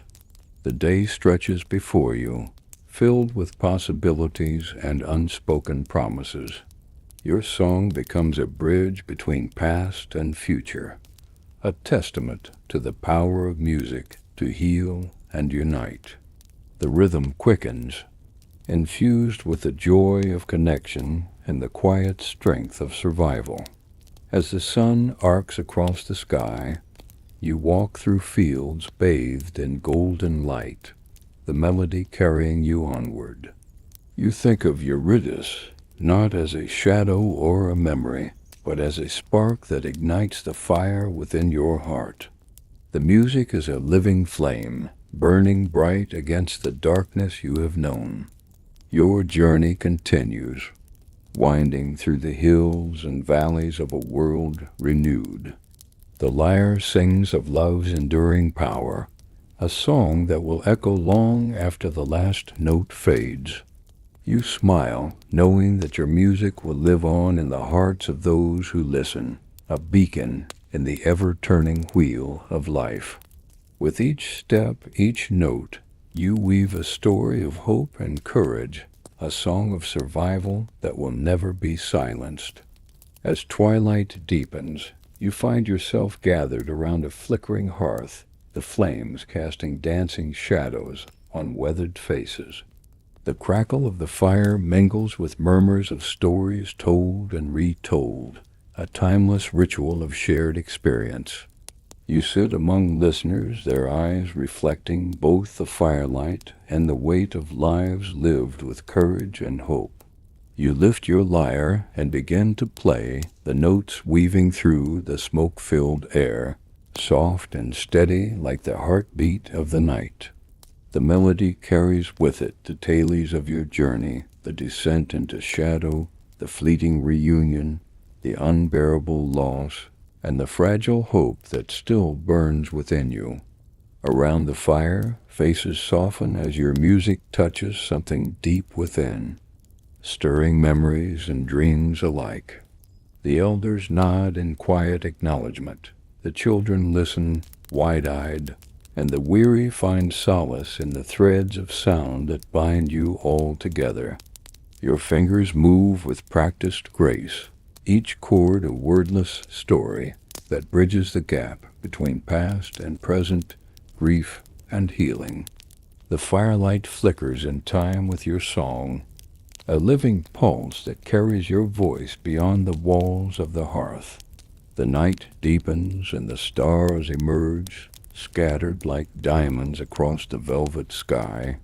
You pause in your playing, letting the silence settle, a moment of reverence and connection. The music is no longer just your own. It belongs to everyone gathered here, a shared thread woven through the tapestry of their lives. Stories begin to flow, sparked by your song tales of love lost and found, of battles fought both within and without, of journeys that test the heart and soul. The fire becomes a beacon in the darkness, a gathering place where hope is rekindled and courage renewed. You smile softly, feeling the warmth of community and the power of shared stories. The night stretches on, filled with laughter and tears, music and silence, a living mosaic of human experience. Your lyre rests in your lap as the fire burns low, a symbol of resilience and connection. You know that your journey has become part of something greater, a story carried forward by those who listen and remember. As the embers fade, you lift your eyes to the stars, a quiet promise rising within you that the music will continue, the stories will endure, and love will always find a way to shine through even the darkest night. You lie beneath a vast sky, the cool grass soft beneath you, the stars scattered like scattered embers in the dark. The air hums gently around you, a lullaby carried by the night breeze, a soothing rhythm that matches the steady beat of your heart. Your lyre rests by your side, silent but ever present, a symbol of the journey you have traveled and the music that still flows within. The night feels safe here, wrapped in a quiet embrace that holds you tenderly. You breathe deeply, each inhale filling your lungs with the scent of earth and wildflowers, each exhale releasing the weight of sorrow and fear that once burdened your soul. The sky above is a tapestry of infinite possibilities, each star a beacon of hope, guiding you toward dreams yet to be realized. As your eyes close, you feel the steady pulse of the world beneath you, the gentle thrum of life continuing in endless cycles. You are part of this vast, unfolding story, a single note in a symphony that stretches beyond time and space. The memories of love, loss, courage, and music weave together into a quiet harmony that soothes and strengthens you. Your breath slows, the rhythm easing like waves retreating from the shore. The cool breeze brushes your skin like a whispered promise, a soft caress that carries away the remnants of fear and doubt. You feel yourself drifting gently, held in a space between waking and dreaming where all things are possible and all pain is eased. The stars above shimmer softly, their light warm and steady, a silent chorus of comfort and peace. You imagine their gentle glow wrapping around you, a protective cloak that shields you from harm and fills you with calm. The night is your sanctuary, a place where dreams can grow and hope can flourish. You are safe here, you are whole. The music within you is a steady flame, a source of light and warmth that will never fade. As your breathing deepens and your mind quiets, you sink into the soft embrace of sleep, carried on a gentle current of peace and love. Let the night hold you close, the stars watch over you, and the music of your soul sing softly until morning comes.